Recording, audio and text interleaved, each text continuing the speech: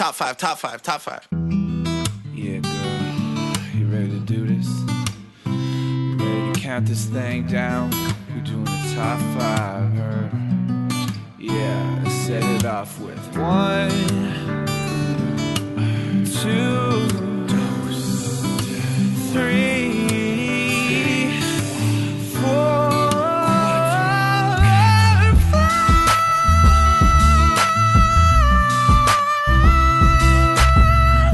Hey everyone, welcome back to another episode of Ranked Top 5 List of Stuff That Don't Matter.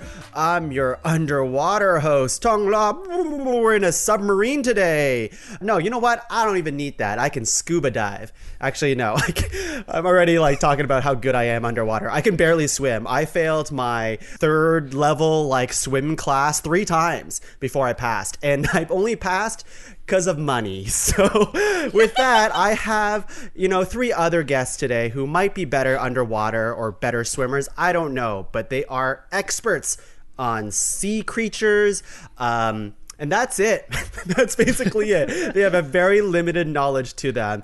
And the first person I have today who is, you know what? I would say this person, they know a lot about food and sea creatures, and that's Tom.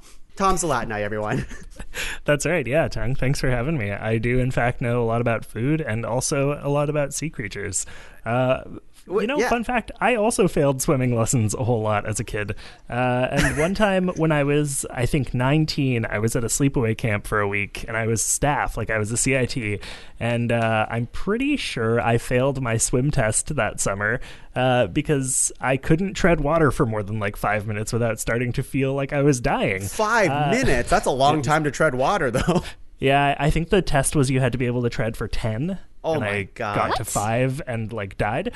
So yeah, I'm a real bad swimmer, but I do know a thing or two about sea creatures. So great. Yeah. Well, welcome back to life, because apparently you died. So so for us, I remember, and I might have told this story on other podcasts before, but to tread water, I was one of those kids who hooked their leg around the ladder so I could stay above it, but it's water. So people can see when your legs are around the ladder. So Tuong, stop doing that. We can see you. Oh, you fail. So yeah, you're clearly cheating. Exactly. And that's the type of people we're rolling with today. Tom, welcome back.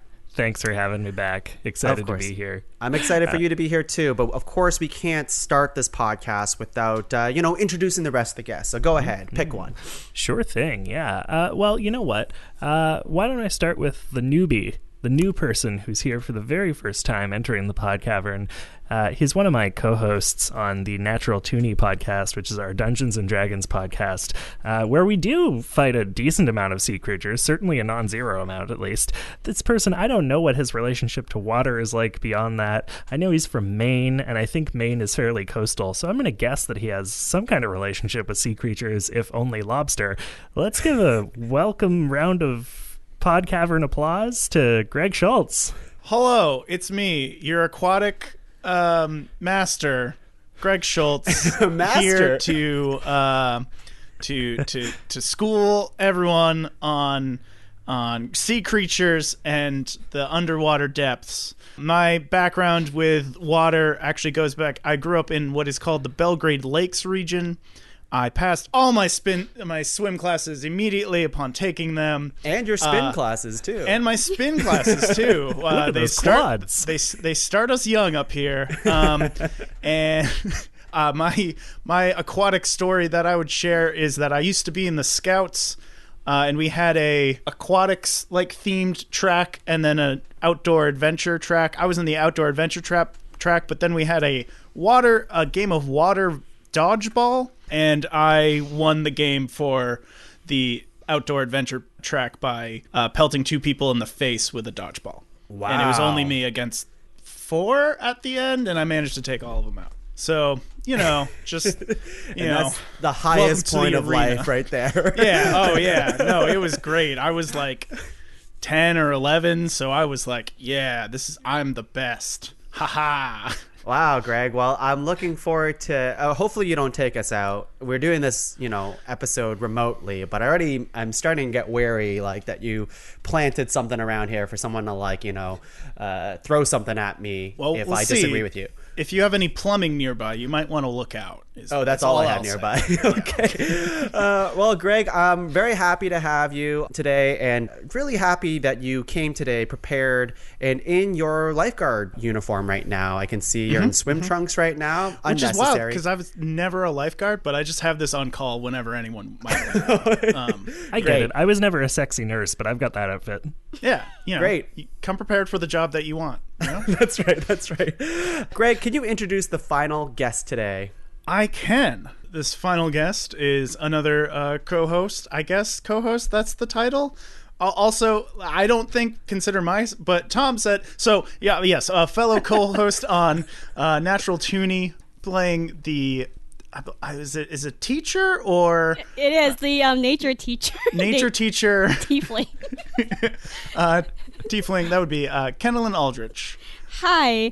I think a little bit of context here. In my intro on one of our episodes, I think Tom thought I said I play a nature teacher instead of tiefling, and it just hasn't left my intro since then. Wow.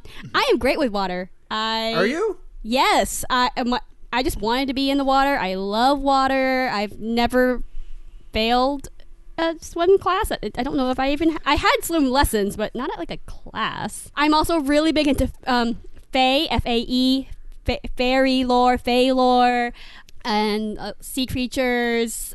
It's really funny. A lot of stuff I was looking at. Apparently, I know a lot of Fae river entities. Whoa. Not a lot of Fae sea entities, because one of mine on here was Kappa, the Japanese lore, but they're river. Oh, okay. So, well, we'll get into that in the ground rules. But Kendalyn, so happy to have you back in the pod cavern. You don't know this, but you were banned for a while. That makes a lot of sense. Yeah, I usually do that every time we record an episode. I make friends, betray that friendship, ban them, and then realize, oh shit, I need guests for this podcast to work. Well, I'm excited to test your boundaries today because, oh boy. You know what? It can't be as bad as your food opinions. So you we'll say see. that now. Have you not? You've been on the podcast with us. You've heard our puns. I have heard your puns. I'm A lot excited of them are for mine, them. and they're bad. Have you premeditated some puns for this episode? No, or? I don't premeditate puns. They just come to me. Quick story. My favorite pun I ever made, and I'm so sorry, Mom, if you ever hear this episode. I'm so sorry. But she had a friend at our state fair with us, and he kept taking her picture. Like, he kept telling her, oh, go buy the tractors or whatever, because I'm in Texas, blah, blah, blah. And my now boyfriend was like, why does he keep doing that? And I go, because he wants to attract her. Kendalyn, if you weren't banned before, you're very close to being banned right now before the show even begins. So watch yourself. No, I'm very happy to have you here. It's and everyone here. Honestly, it's been a long time coming. Tom was itching to be on another episode of Ranked, and I'm like, of course we need to rank shit. That's what we do here. And I really wanted to find a topic that we can be united on, and somehow it became sea creatures. And I'm like, all right, we could probably do something with that. And as per usual in classic Ranked fashion, we're like, of course I have to be fictional, because we just do that here. So today we are ranking top 5 fictional sea creatures. Now, of course, before we begin ranking stuff and nominating stuff, we have to come up with some ground rules. And I've written just a couple that we've kind of pre-discussed before, but I would love to hear from the rest of the panel what they have to say about that. So here are the ones that I've come up with here, is that when we nominate stuff, we are going to be loosey-goosey with the term sea, I think. I'm really thinking about like aquatic creatures, marine creatures, anything that you can be like, yeah, that's sea-like, but I'm not going to really ding you to be like, oh, well, actually, that's the ocean, or whatever that is. I'm pretty open. What do you guys have to say about that? Okay, but like open, sorry, Tom, open, like, again, going back to the Kappa situation. Do you know what a Kappa is, Tom?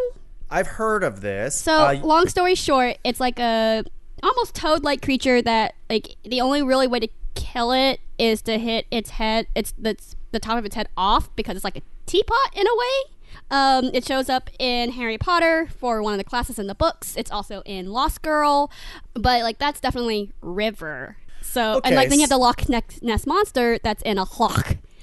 Loch. Yeah. So Are you I coughing? like that What's you put the happening? on the L. You have something in your throat? What's happening? Okay. Yeah. Do we like? So when I think sea creature, for me, like the distinction is saltwater versus freshwater. Yeah. Do we care about that, or is it I think just we like care all enough underwater? about that. Sure. If you can make an argument about it, and the rest of the people on this call right now will, shut you down or shit talk you, then maybe we change the nomination in the moment. But yeah, like I wouldn't count probably a lake creature or something like that. So no I think there's Grandilos. some sort of line that we're drawing. I'm just saying, like between sea and ocean specifically. Okay. Oh. I think those are pretty similar bodies of water. You know. I mean, every sea touches an ocean, right? Wow, that's so deep of you, Tom. wow. I think. That's a metaphor. Okay. And Also, true. I have a question because Greg brought this up in our chat. Yep. Things like Free Willy, where like they are based off of a real creature, because Yes. Free Willy actually the orca whale it's based off of was in the movie. Cool. So I will talk So- about that. So if any nominations are based off of real sea animals, then we are nominating the thing from its fictionalized version of that, representation of that animal. Does that make sense? Yes. Yeah. So you're not going to like bring in, oh, in real life, this animal did this. Don't care. It is a fictional list that we are coming up with. Sound good? Yep. Also, with this podcast today, we want to, like, for fictional sea creatures, we can nominate species of a thing. I won't say anything because I don't want to steal any nominations. Or we can nominate characters from pop culture or books, movies, TV, comic book. You know what I'm talking about. Anything. Anything else you all want to go through here for ground rules? I feel like that covers it. Yeah. I would also, there's one thing that I'm curious about, and maybe it'll come up. Let's not bring up any specific nominations here, but there's some sea creatures that I don't even think this is like a hard rule right here. I tend to stay away from sea creatures that are like super humanoid, like who are more human than sea creature, I guess. Maybe it won't even come up. There are, let's say, a famous DC hero, part of the Justice maybe League. someone played by Jason Momoa. Maybe someone like that, where I'm like, I guess he's a creature and he's from the sea, but he's also like spends most of his time on land, and he's basically just a handsome human guy. We can play around with that a little bit. I'm more leaning towards like something more fantastical than that, Sure. I might have a nominee that we'll decide if I pick it, but it might kind of we'll approach it when we get there. Yeah, and it's not a hard like shutdown if you nominate something like that. I just think there are so many interesting fictional sea creatures out there that we can, there's a lot we can play with. Okay, should we just get into it? Kendalyn, anything else you want to add? Nope. And we've answered most of my questions, and you have been spared from hearing me say the word Grandilo in a French-ish accent multiple times today. Are you doing multiple accents today? Is this No, a thing? just the Grandilos. Okay, well, you did. Okay. Hockness. That's how you said it. Yes, All I right. did. Let's just get into it. Just like every episode of Ranked, we're going to go around 3 times, nominating 3 nominations, each making a master list of 12 and whittling that down to a top 5 fictional sea creatures list. Glug, glug, glug, glug. That's my underwater sound. And my first nomination, and maybe I should say this before too, I think like some nominations are from the sea, but if they spend more time on land, maybe that's like a thing that we can get into the nitty gritty later. But a lot of mine are just sea only kind of thing. And I'm going to start off with a banger. My first nomination is Famous Shark, a shark that had one really good movie and is it some Shark other Tale? Mine too. some poorer movies. Some say it is one of the best horror thriller movies of all time. Is this a character? I don't know if he goes through an emotional arc. An arc. But certainly fucks a lot of things up along the way. I'm talking about Jaws. Yay! Yeah. I I thought you were actually had talking this on my about. list. My mom and I were debating this earlier this morning. I thought you were talking about Tara Reid from Sharknado. That was really close here. Yeah, real neck and neck. Exactly. What do you think about Jaws? I've never seen it.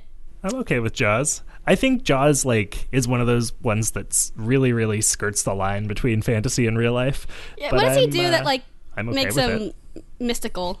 Well, it's not mythical. It's not type 5 mythical creatures or anything like That's that. fair. It's just a fictional version of a thing, and it's a character, right? It is Jaws. Jaws is a character. Sure. And I mean, the big thing about it is he is. Is it a he? I think it is a he. This shark. They? Do we? Do we give they them two pronouns for a shark? Well, it's an entity being, and it's conscious to an extent. You're right. I really don't want to offend the shark audience out there, but for Jaws, it is a force to be reckoned with. From Jaws 2, Jaws 3D. I guess it is the third one. I can't remember, but I just think this character is is a threat the entire time, and it's one of the most famous sea things in pop culture in general, and in a movie that's from 1975, still relevant today, of just being like, oh yeah, this is a really good movie. The shark from Jaws was named Bruce. Mm-hmm. Great. So I'm gonna guess probably Bruce uses him used. Yeah. How long do sharks live? Well, didn't this one die at the end of the first movie? So Well, Jaws, he lives on in our hearts. Jaws is a concept, really. I'm not going to go into that. Well, if he dies in the end of the first movie, then Jaws 2, and is it the same Jaws? I don't even care. Those other Jaws movies are pretty bad. And the Megalodon shark, They're different. I know they're very different, but it's do you think they know each other? They're No, probably all related. sharks know each other. Is that what you're saying? Also, can we talk about how Jaws gave great white sharks a bad rep from then to eternity? That's right.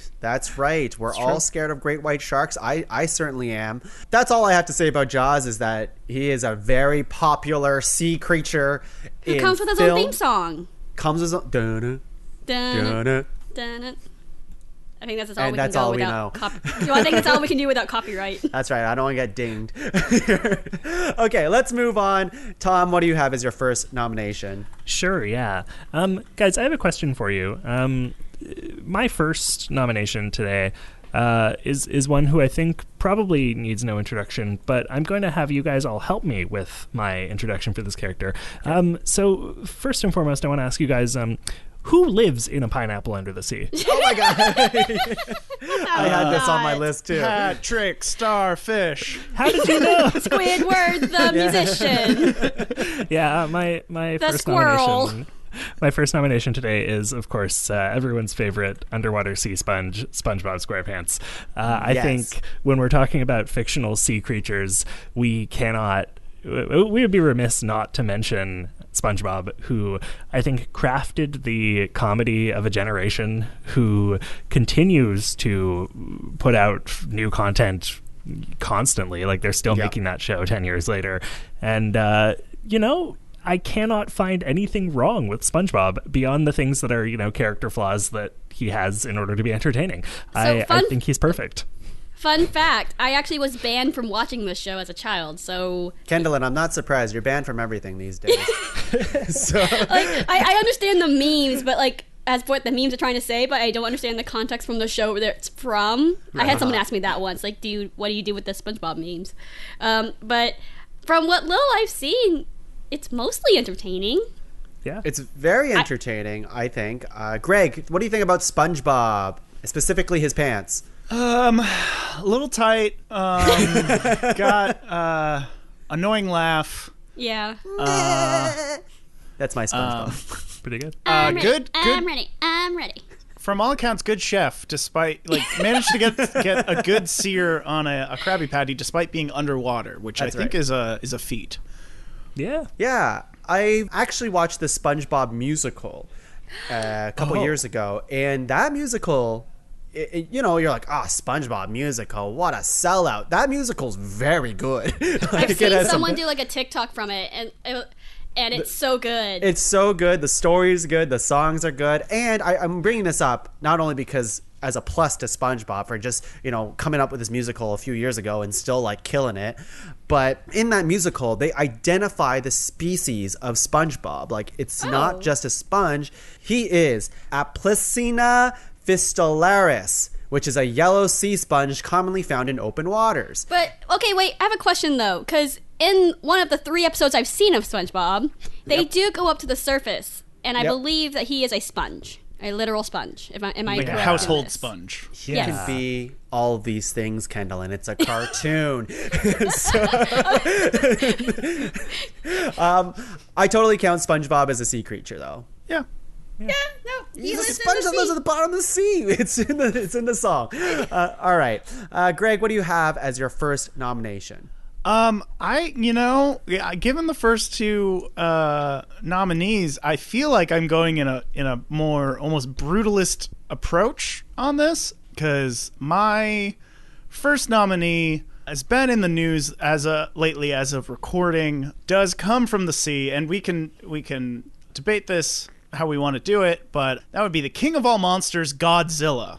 I had this one. We should debate this because I had some conversations around this. Okay, I do too, because I had asked my mom, like, would Godzilla count? And she's like, well, he's not a sea creature, but in the most recent movie with Bryan Cranston, he's in the sea a lot. And in Pacific Rim, they fight kaiju. And guess what kaiju are? What Godzilla is? He's a kaiju. So technically he counts. Yeah, I think Godzilla is absolutely a sea creature. He is always coming out of the sea to fuck things up on land and then going back to the sea. Mm-hmm. If I live in Montreal, but I sometimes go to Toronto to, hang out with Drake, that doesn't mean that I'm a Toronto creature. It means that I'm a Montreal creature. That's true. That's the only thing I can think of. I'm so glad you brought this up. Greg, I want to hear your points, and then I'm going to counter you because that's just who I am. Go ahead. That's fair. Godzilla, as aforementioned, is king of all monsters, has defeated many other monsters, including other sea creatures that have risen from the depths. And he has very, powerful jaws, laser breath, good punches and kicks in some films, good ripping ability. Depending on how you feel about canon, can be asexual and how she reproduces. Godzilla, a she? They. It's a they.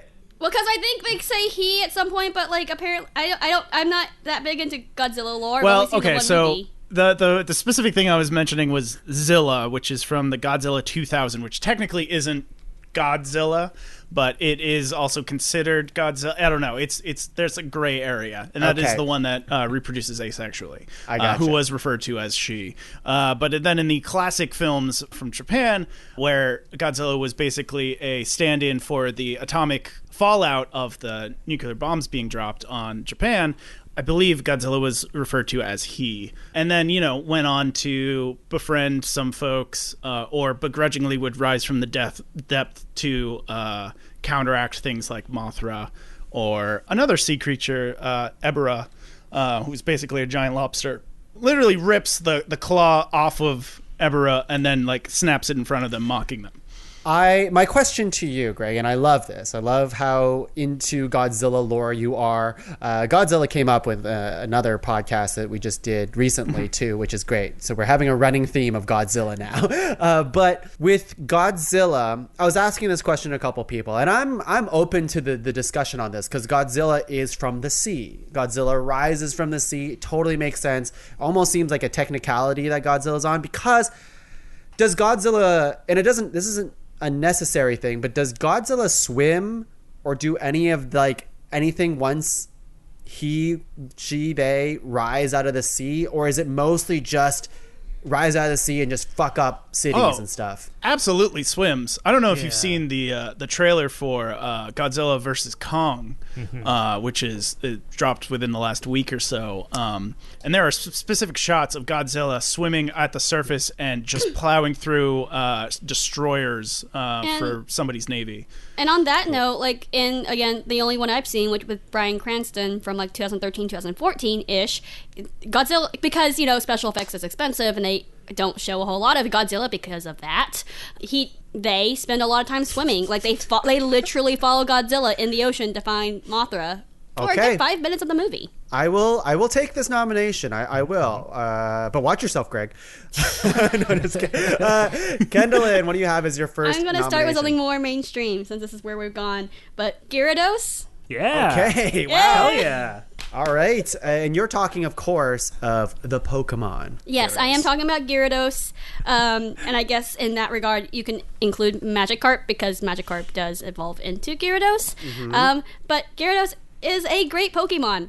And, I don't know, it's very inspiring that something that can only splash can become this great, powerful creature that's essentially a dragon. Yeah. I'm into it. It was Gyarados, and we don't have to get into those other Pokemon because maybe someone will say it, but was Gyarados your favorite water-based Pokemon, Kendalyn? I don't think so. I like Lapras a lot. That was just the first thing I came up with was Gyarados. Gyarados can fuck stuff up, that's why. Because Gyarados I know is from the ocean. Yeah. Very specifically. Again, a lot of things I came up with were like, this isn't a pond, or a lake, or a river. Right. Would you ride a Gyarados instead of a boat across the ocean? There is actually, in the first Pokemon movie, they actually, when they have to ride the Pokemon to the battle center, that's where I think it's Rise of Mewtwo. There is a guy who does ride a Gyarados to the island, and I remember there was at one point the forums were like, what the fuck? It seems uncomfortable. It does. Too bumpy. Yeah, too scaly. Given Gyarados' temperament probably doesn't really react well to somebody on their back and be like, I'm gonna go underwater now, and then what oh god. I just even with the scales, what would you hold on to, because you can't really hold on to the feelers. I'm sure the spines are very sharp. Yep. Your Does hands would get Gyarados cut. smile? Seems like an angry Pokemon at all times. Always has that open mouth, They smile. Yeah. With I their think they mouth smile closed. with their eyes. Yeah. Okay, but their mouth is always open. So imagine being in a perpetual state of mouth open all the time. That's not good for your teeth, I think. It's not good for your teeth. So Or therefore, gums. bad nomination, Kendalyn.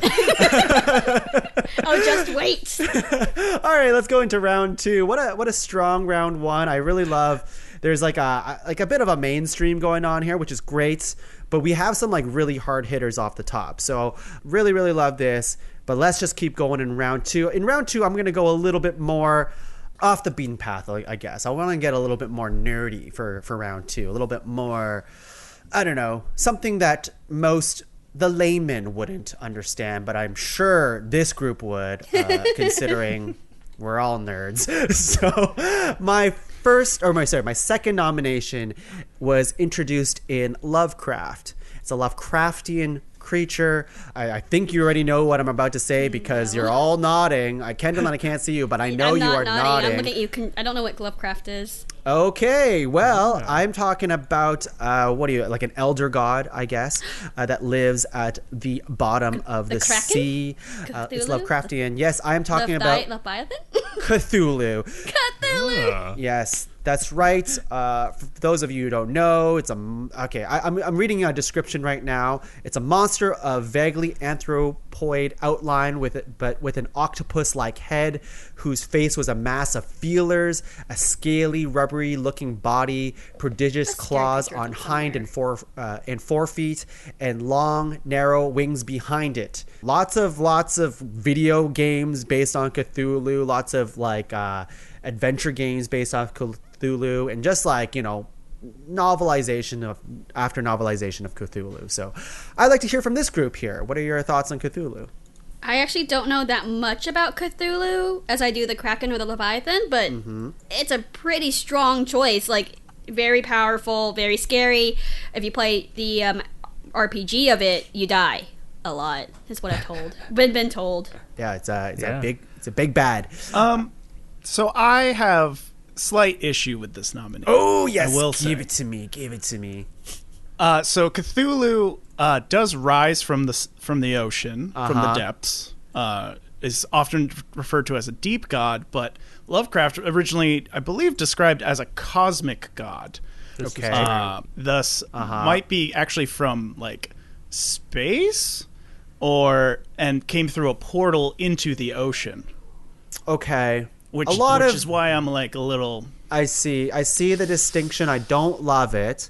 But are we talking about the origin or where it lives now? Because the origin may have been space, but like it came from the sea. It sounds like very Cloverfield. I mean, it could have come me. from space, but it's all like Cthulhu rises from the sea, lives at the bottom of the sea, with SpongeBob.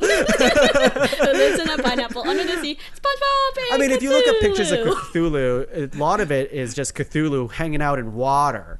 Eating Krabby Patties. Eating Krabby Patties. Very jarring when you see this really demon-like god creature eating a Krabby Patty. I understand there's like I don't know. I'm not sure if I fully accept it, although I do hear the argument that maybe Cthulhu came from like a cosmic space, I guess. Tom, thoughts?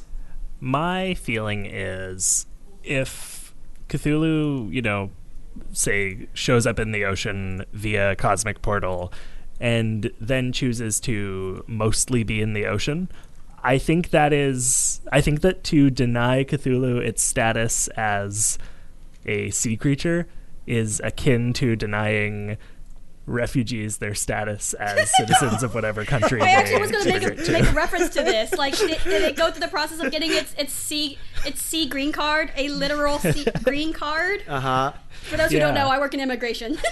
Corporate immigration. Like I feel like Cthulhu is a displaced person who is displaced to the sea, and I think I'm totally fine with calling Cthulhu a sea creature. But I do agree that Cthulhu is originally a cosmic creature. I just think, I'm looking at the fandom of Cthulhu right now, like the fandom page. And if you look up ocean or sea, lots of hits. And in the first thing here, it says, in most of the stories, Cthulhu lays dormant deep under the ocean within the sunken city of Rala. I'm not certain I said that right. But it seems pretty oceany sea to me. So I stand by Cthulhu. Yeah, all right. I'm good with it. All right, okay. And we can get more into the nitty-gritty later. But Cthulhu, I'm just looking at, like, the powers. Like, fuck, man. Like, just strong-ass monster that we got in front of us. Wouldn't want to fight that. I'll go into that in the second half of the show. But, Tom, do you want to give me your second nomination? Sure thing. My second nomination is another one who I think certainly historically does not begin life in the sea.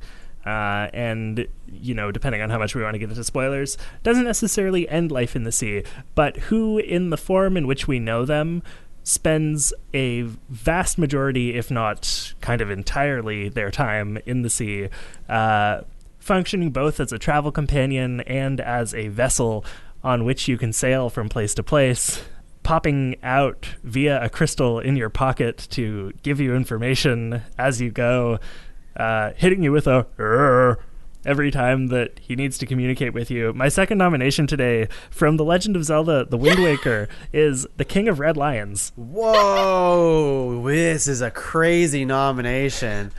Wow. I have no opinions on this because I don't...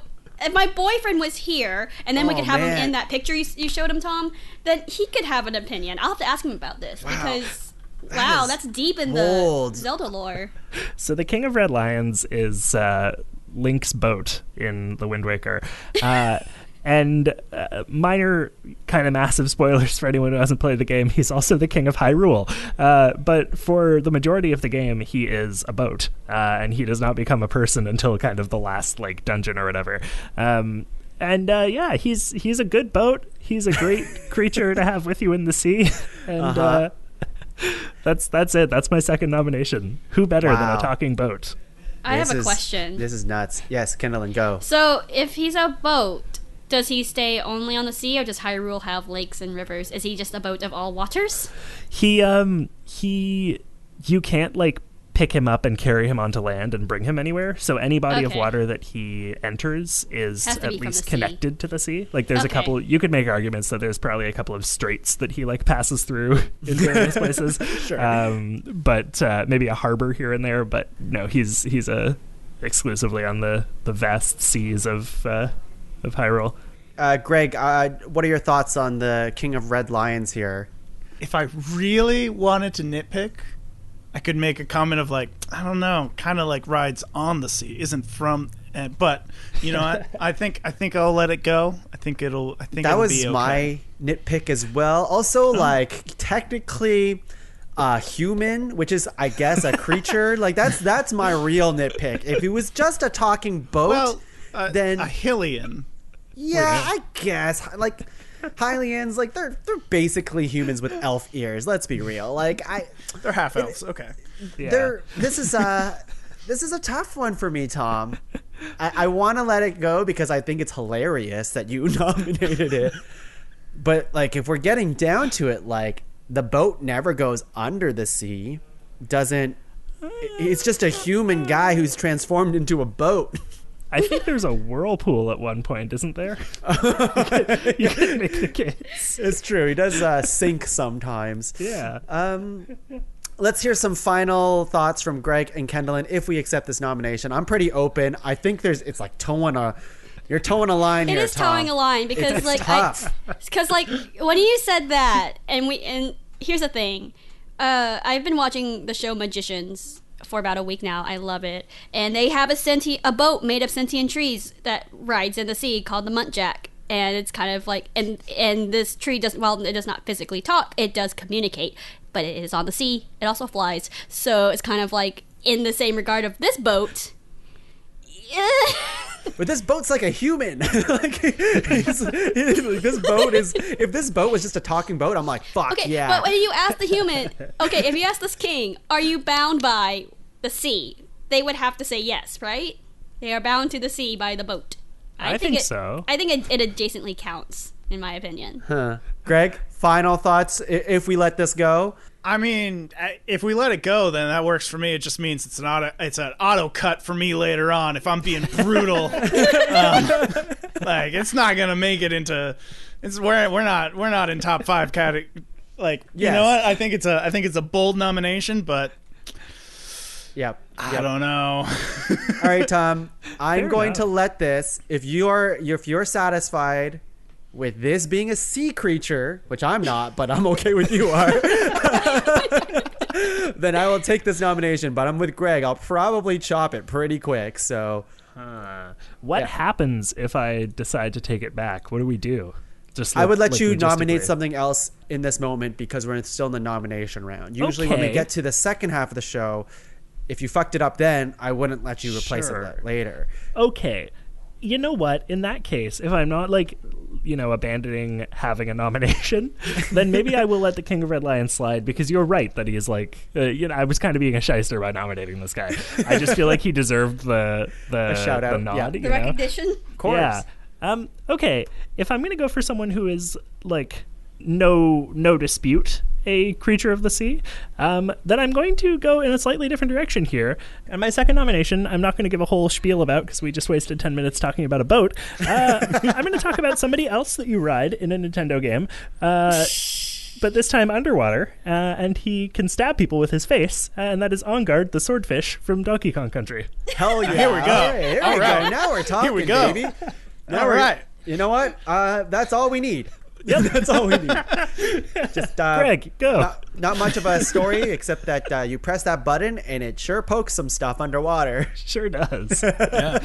Even if you just run into it, it'll do that charge forward and take off. You know, there's something to be said because, and we won't waste much more time here, but underwater levels and things tend to suck. Yeah. But On Guard, great. On Guard. Much a lot. On Guard made them a lot better. Lot better. All right, Greg, what do you have? I'm gonna continue on with another what I would describe as a large beast of the ocean, though not Earth's ocean, because I don't know where this universe technically is, but it is something that came in as a Deus Ex for, or I guess not Machina, but because it's a natural creature, but for the hero in the story, specifically Aang, the Airbender. Is it the lion turtle? I am talking about the lion turtles. Yay! Wow. It's on my list too. Okay, for the people at home who have never seen Avatar: The Last Airbender, shame on you. First of all, Not the movie. Let's be clear. Not the movie. I was not the talking Blue about Monkeys. the movie. I only watched the M. Night Shyamalan movie, and that's the only version I've ever seen. Greg, can you explain this nomination that you gave the people? So in the world of Avatar, the main conceit of what various people have are the ability to bend 4 different elements: wind, fire, water, and earth. The lion turtles in the lore are the original benders who actually granted humans the ability to use bending.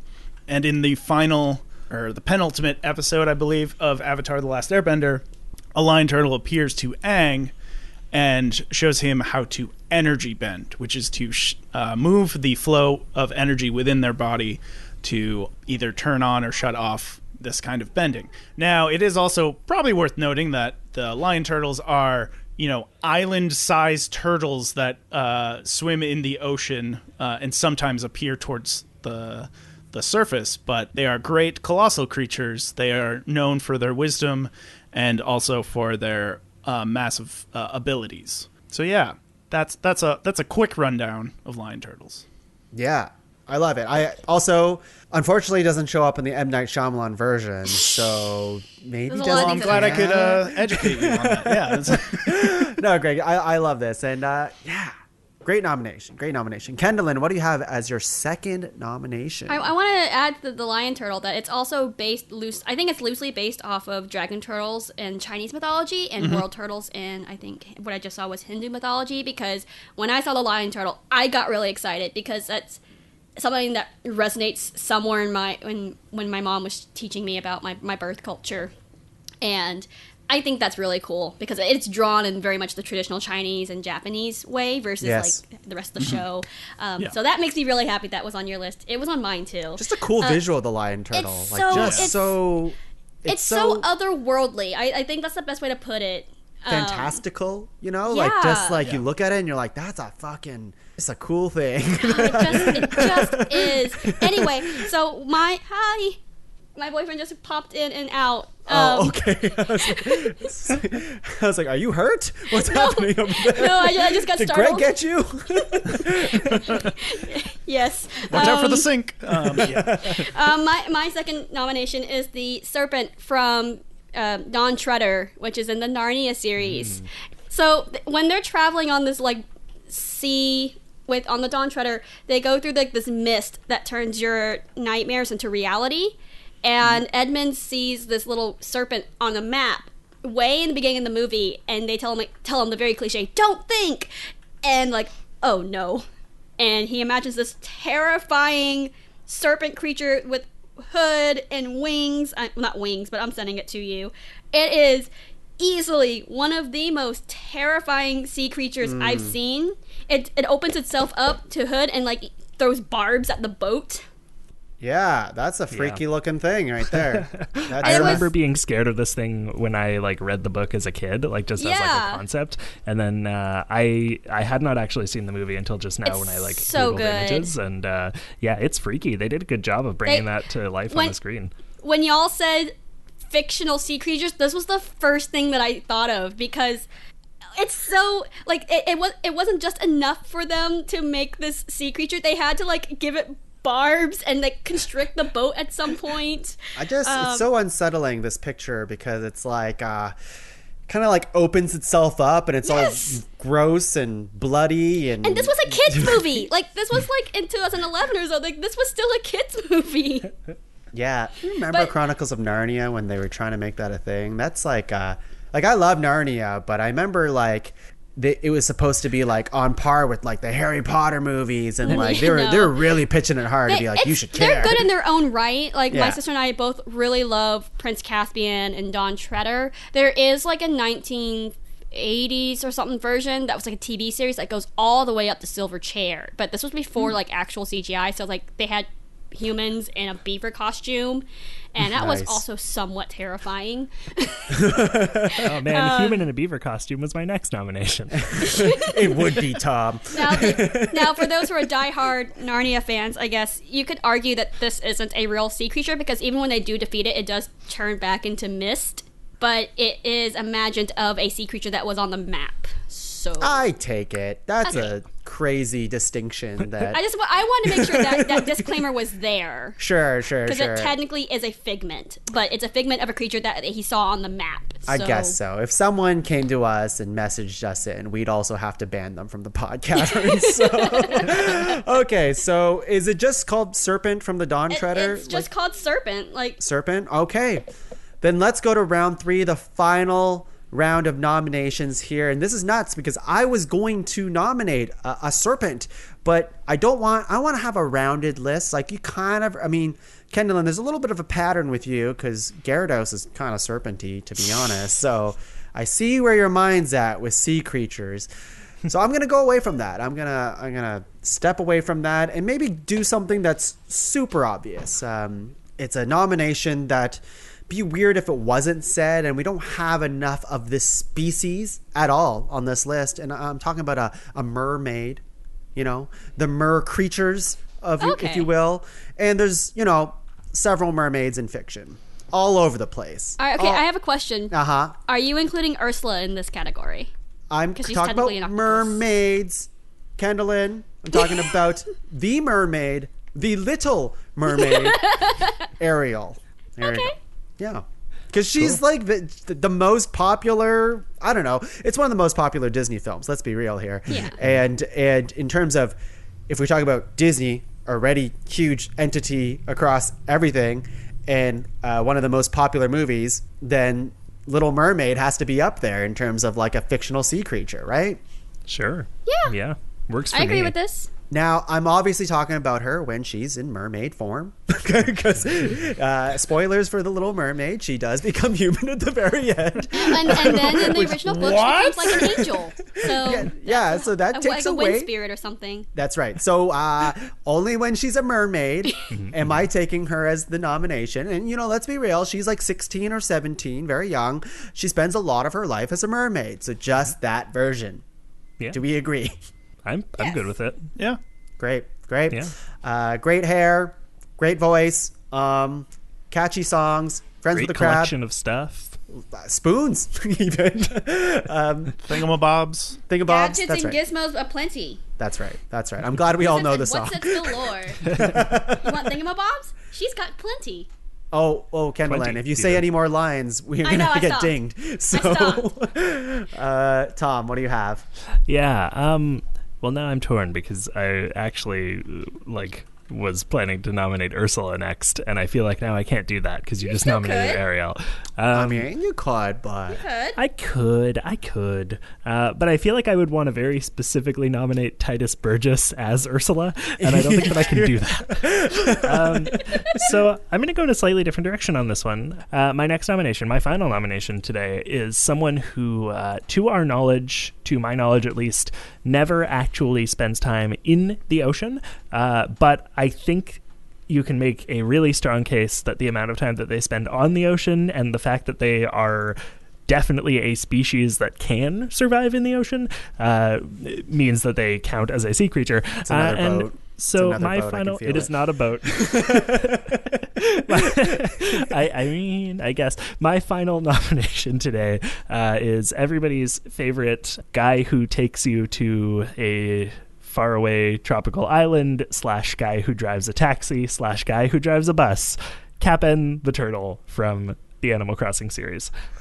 Oh shit. Okay, all right.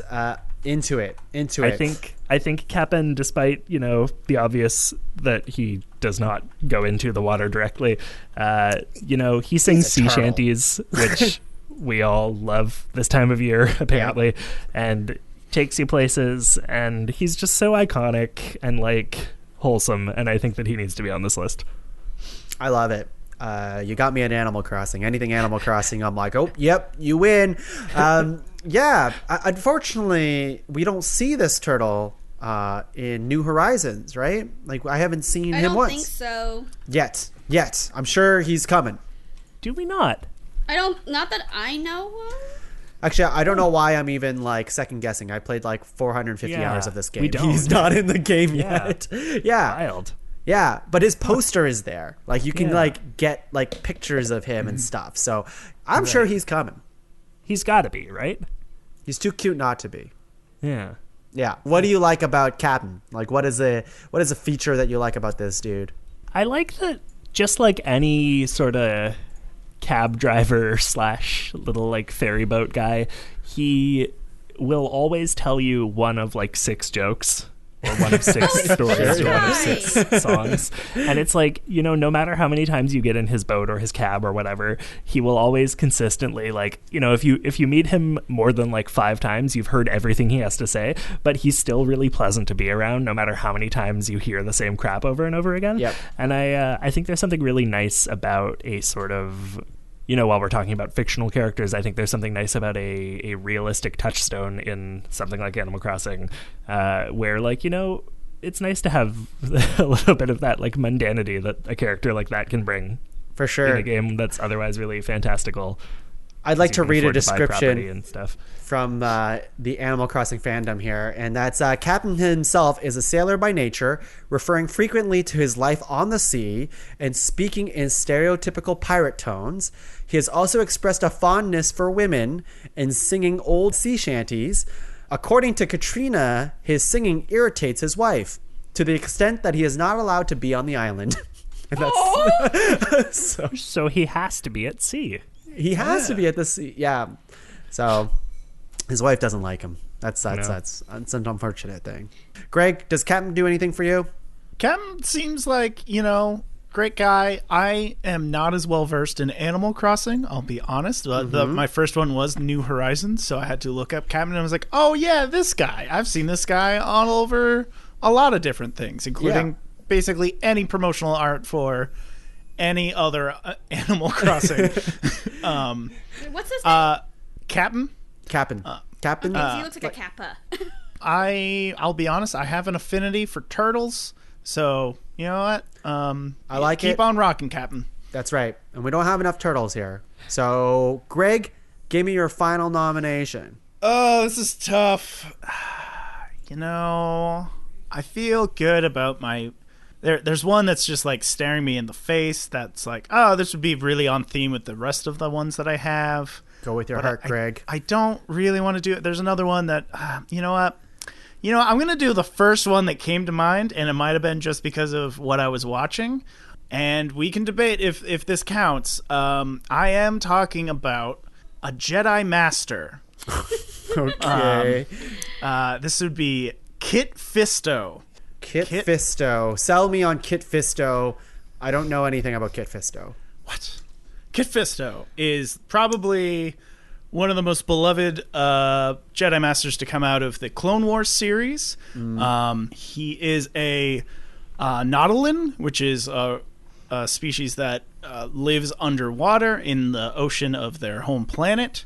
You can see him swimming and living his best life in one of the arcs of the Clone Wars.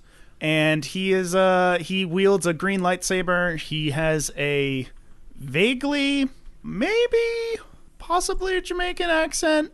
Okay. And is played by Phil Lamar does his voice. Okay. I have been watching Clone Wars recently. Just started. Everyone tells me to watch the show. I think it's okay so far. Kind of boring. But I'm going to keep going. And I've seen Kit Fisto before. I just didn't know him by name. Cool dude. He looks cool. Cool guy. Has a really big tentacle-like head. Yep. Got all those tentacle bands going down. Nightmare to shower, I'm sure. Because that seems like a lot of... Oh. Kendalyn, have you seen a picture of Kit Fisto yet? No, I'm not. So Star Wars of any kind is not very interesting to me. Yet I seem to be surrounded by people who love Star Wars, from the people I am friends with to the people I babysit for. Wow. So, nice. Yeah, I just sent a little picture of him wielding a lightsaber and doing some. No, I did like the Clone Wars series when I watched it passively with someone like while I was in tech theaters because we were waiting for like a show or rehearsal to start. So I've seen bits and pieces and it looks nice, but the whole Star Wars world, it's not my favorite thing. Tom, I'd like to hear from you. Kit Fisto, do you know anything about this character? Would you count this character as a sea creature? Go ahead. I don't really know much about Kit Fisto. I have always been aware of Kit Fisto's existence. I'm not a huge Star Wars person either, but I am totally on board with calling him a sea creature. I think it will makes say, sense. if we're counting Cthulhu, we should count this guy because he's flipped. Yeah. Instead of being in outer space into water, he was in water and now in outer space. Yeah. I would count him, especially, Greg just sent a picture of him underwater. It seems like that's his like main... Like, I don't know, he doesn't spend all his time underwater, but that's from the sea. Here's one where he's swimming naked, which is what the selling feature was for me, that he's from underwater. Love a naked. Love a naked Star Wars character. Now, I know this is a bit of audio poison, but I'm imagining this photo that's not another arm. Yeah, no, it's not. It's... Use your imagination, I guess. I have to go back and look at it. Well, Kate, maybe you know this, Greg, because you seem really well versed with the Clone Wars and Kit Fisto. You said he's a Nautolan. Is that what it is? I believe so. Yes, Nautolan. What is that species? Can you describe it to people and what they're all about, if you can? Let me pull up the wiki that I was reading earlier. Okay. They come from a planet that is, I believe, mostly water, and they believe in what is described as the Ocean Way. They're from the planet Gliansalem. And they had a great respect for what they call the ocean spirit, which they believed existed to maintain the balance of nature on Gliansalem. So almost is kind of like almost a Godzilla-like spirit that they believe in that is there to kind of equalize nature when it gets out of hand, or protect nature, depending on what is required. So yeah, they're from this ocean planet, and they live underwater there, and they believe in the ocean spirit. Yeah, I would take this. I'm just reading quick on the biology and the appearance, which I won't bore people with, but essentially they are amphibious, which is kind of already like, oh yeah, it's already like a check sea creature to me. So, I mean, they are adaptable, it sounds like, to breathing both water and air, surviving extreme environments. But I think the key thing is that they are amphibious creatures that were able to adapt to live in other climates. So I would take it as a sea creature. And Kendalyn, you got to bring us home here. Final nomination. My final nomination is the Knock from Frozen 2, which is based off of the Nakken, which is a water spirit from German to Norse mythology, which is, I guess, a cousin of the Kelpie, which is in a river. I told you, I love mythology, I love Fae, and when I saw the Knock, I really thought Kelpie, but apparently it is not a Kelpie. It essentially does the same thing. It's a water spirit, sometimes in the shape of a horse. It does shape shift, and essentially in actual mythology, it lures people and then drowns them.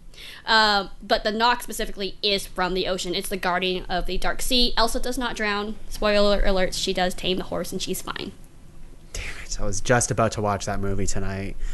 Kendalyn. Still a good movie. Nope, I don't want to see it anymore. No, I have seen this movie. So the Knock is that really cool looking horse thing. Yes, it's the water horse. It is basically one with the water, as well as it takes an actual horse shape. I am sending not a thumbs up. The best picture I can of the Knock, without it being like a product placement, because those are that doesn't capture the same likeness. Yeah. I like the Knock the same way I like the Earth spirits, because it's not initially tamed. Even when it is tamed, it's not docile. You know what I mean? Right. It has still a mind. Wild. It's wild. It's a malevolent however you say it. It is a creature that you shouldn't mess with. Like, water is a very dangerous element to begin with because it's very unpredictable, and it's fun. It's yeah, you shouldn't mess with water. It's a hot tip from all of us here. Greg, have you ever tried riding water before? I've tried talking to fish and talking to the water, and it just hasn't panned out. I don't have as much of a connection to natural forces that Elsa does. So yeah, it's something that I'm trying to work on myself. Once things settle down, I'm hoping to get back to it at some point. Are you hoping to be the sixth element? Yeah, I got to bring in the sixth element because as we saw from the fifth element is love, and then the sixth element is talking, horses. I guess. Or horses. Yeah, talking to horses. Or talking horses. Very specific element. Some may say it's not even an element. But, I mean, did you see the elemental charisma of Mr. Ed? I mean, that's basically, talking horse right there. Yeah, you know what? You're right. You're onto something here. Kendalyn, I really like this nomination. I wasn't even thinking about this, but if there's anything to say about the second movie of Frozen, which I think is not, for me anyway, is not as good as the first, but the way they nail down the animation to this mythical water hard horse to animate. Yeah. Like the way they treat, sorry, I don't mean to interrupt, but the way, and this is my actual college major, but water is really hard to animate to look good, and especially when moving, and they do so well with the water magic in the boat and with this in general. I really like it. Now, what happens if you're drinking the horse while you're riding it? I don't think I considering it's salt water. And cold. I don't think that's ever a thing. I think you would choke and die. Therefore, fulfilling its purpose. it would just force itself out, and you would start to swallow, and then suddenly water would come out of your mouth, and. Yeah. You know what? Let's take a break here. I think we have a lot to think about over the break. If we can drink water spirits, specifically ones that are made out of salt. Wait, okay, here's the question, though. Not even can you drink water spirits. It's more of would they give you consent to do so? That's right. Okay, we will answer this question after the break. We'll be back, everyone. Captain, the ship, it's sinking. Oh no, if only we had ordered extra buoys to keep us afloat. It's too late to order extra buoys. My phone is wet. Does anyone here have a phone? I do, right here. Oh God. The water. Kendalyn, thank you so much. There is some sort of sea creature. Are you sure it's not a boat? I think it's Greg, but he is kind of turned into some weird amphibian sea creature, and he looks kind of scary. I have too much salt, so I'm floating. Oh no. Okay. This is why you gotta watch your sodium intake, kids. Is there anything we can order for him while we're getting buoys? I don't know. Okay, Kendalyn, I have your phone. What can defeat Greg in the moment? Tom, what do you think? Sponge? I don't know. A harpoon, I guess? Do they sell those on Amazon? Let's get a harpoon. Can we get Tums? Do we have Tums? Okay, Tums and a harpoon. We'll attach the Tums to the harpoon. Okay, but I'm not going to go through Amazon. I'm going to use the Pod Cavern affiliate link because... Well, of course. That sounds like a good idea. Oh, man, I don't know what side Greg's on anymore, but he's telling us to use a Pod Cavern affiliate link, which instead of going directly through Amazon, as you all know here on this ship, will give a little bit of a kickback to Pod Cavern and will make our purchase cost no extra money. Does that mean we're the rainforest? Does that mean we're plundering a little bit of money from Jeff Bezos in the process? That's right, and that's why we're doing it. Oh my God, our shipment's here. Help me load this harpoon. Kendalyn, fire it at Greg. Slow-mo. So Greg swallowed the harpoon, and then he's imploding from the inside. As his guts slowly rain. Yes, to that music, Greg's guts are slowly raining on us. And that's how the ocean became salt water. Podcavern.com. Top five, top five, top five. Hey everyone, we are back. We are ready to rank some fictional sea creatures. Over the break, Greg became a sea monster of some sort. Luckily, he's back to being a human. Welcome back, Greg. And everyone else, good to see you. And we decide, like, we had some homework over the break to decide something about the knock. What did we decide on, Kendalyn? Oh, I mean, I think it counts. I didn't know we had homework. No, I mean, like, can we drink... can we drink the knock? The knock. Yeah, that was the real homework. I want to say you could probably get something from the mane, but the body itself looks viscous. It would be... It would, like... It's, like, kind of like... Oh gosh. Like, I have those little water beads that you put... Like, they're not beads, but they're pretty... About the size of, a cherry tomato or small tomato where, like... when you put it in water, it softens the outside. I feel like it's like it would be kind of like that. It's not like just in my opinion. Yeah. Oh, I assume you couldn't sip a horse that quick. No. But I feel like you would have to ask consent at the same time because it's a water spirit, it's supposed, and technically knock, neck, nix, kelpie, like they shape shift. There is a horse form, but it is technically humanoid at some point. Oh. So if you're going down that route, and I don't think that's canon in Frozen 2, but if you're going through the full range of face specs, like, and what also do you think? they're, but not nice creatures, so I would say no. Greg, thoughts? Well, I think, if given consent, that you could do it, but it would have the ability to reconstitute itself in whatever way, if that was forceful or not, to remove the swallowed amount, because you're not going to get a whole knock down.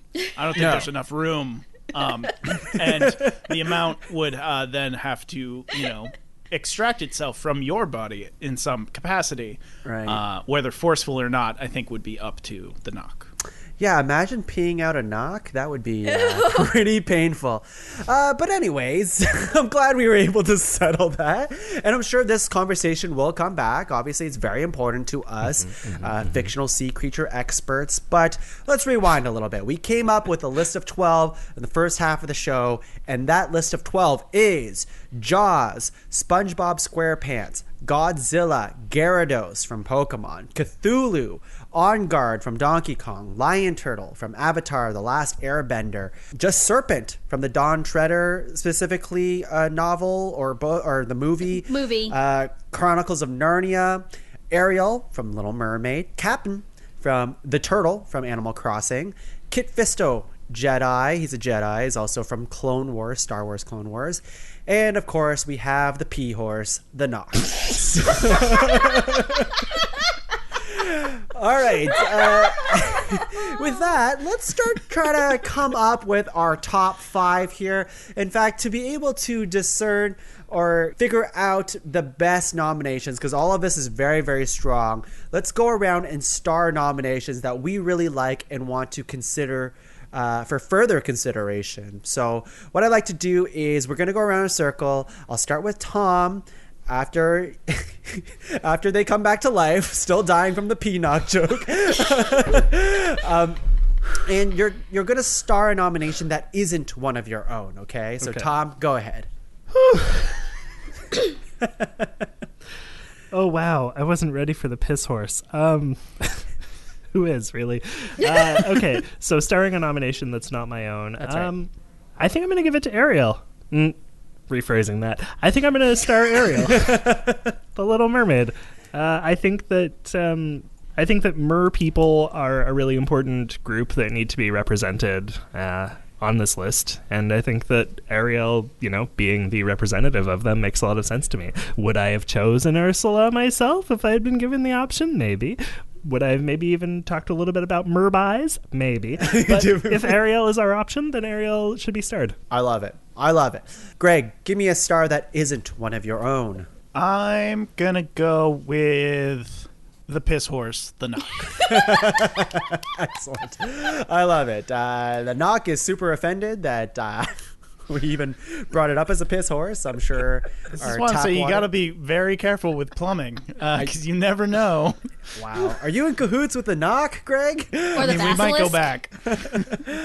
Kendalyn, star one for us. That isn't Godzilla! Godzilla. Awesome. Because it's kind of like, no pun intended, it's kind of the dark horse of the Cthulhu one. Interesting. And I'm going to star SpongeBob SquarePants because it's too Hell good yeah. not to. Yeah. Okay, so we have Ariel, SpongeBob, Godzilla, and the Knock Frozen. Starred from this list. So at this point, we have 4 starred.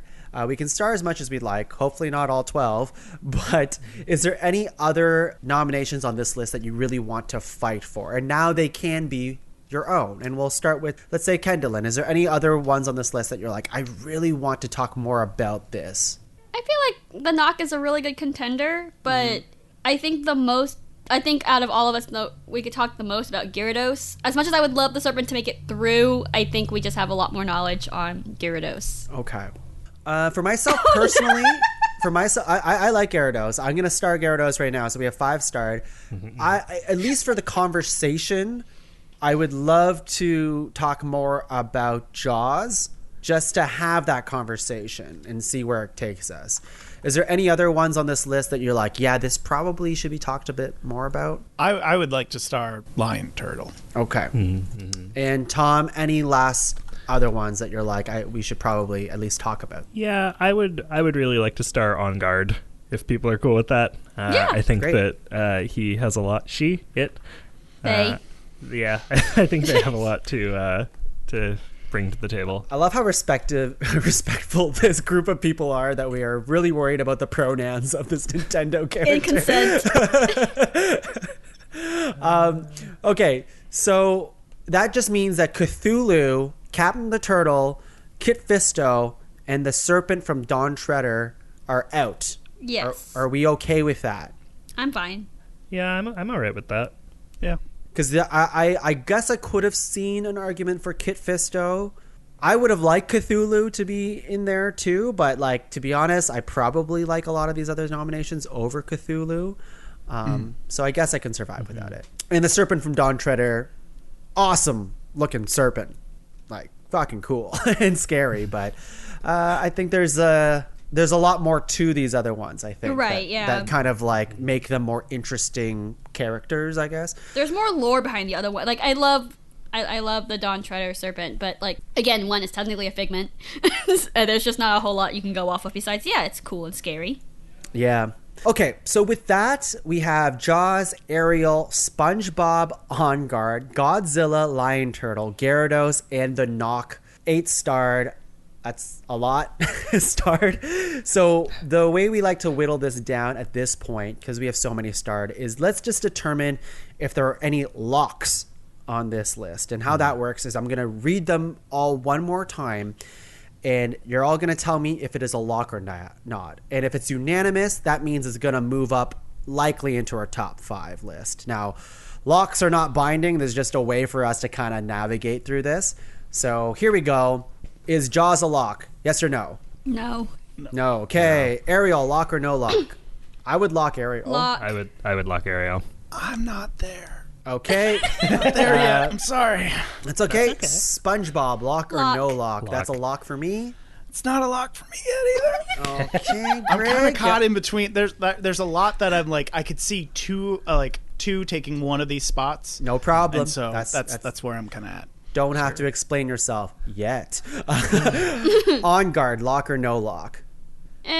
Not yet. No. I wouldn't. Godzilla, lock or no lock? Lock. Lock. I would lock Godzilla. Hey, if you're not there, you're not there. It's okay. No pressure, man. No pressure. Not there. Lion Turtle, lock or no lock? Lock. Wow. Okay. We might not get a single lock over this. Interesting. Gyarados, lock or no lock? Lock. Lock. I'm so close to locking Gyarados, I'm not there but I'm on not Gyarados. Not yet. quite there. Interesting. This might be we'll see. The Knock. Lock. I would lock the knock. I would lock the knock. Okay. I would knock the lock. Truly. Don't whatever knock the knock lock. Okay, but like, how would that work? I'm so, regardless of your sexual orientation or like the gender you like the pronoun. I'm sorry, I'm not well versed in knowing how to actually express that. How would that be bestiality? Because it's technically a horse. That's right. Is it waterality? Is that a thing? Can you? I mean, it's a spirit. It's a spirit. I mean, Zeus has. Oh gosh, I don't. Can I say that? Like Zeus has done way worse in different forms, like sunlight and shit. I mean, we're not here to talk about Zeus. We're not here to talk about knocking any of these. We'll see. This is. I don't know if you knew this, but this is top 5 fictional sea creatures you'd like to knock. So Apparently. yeah, that's right.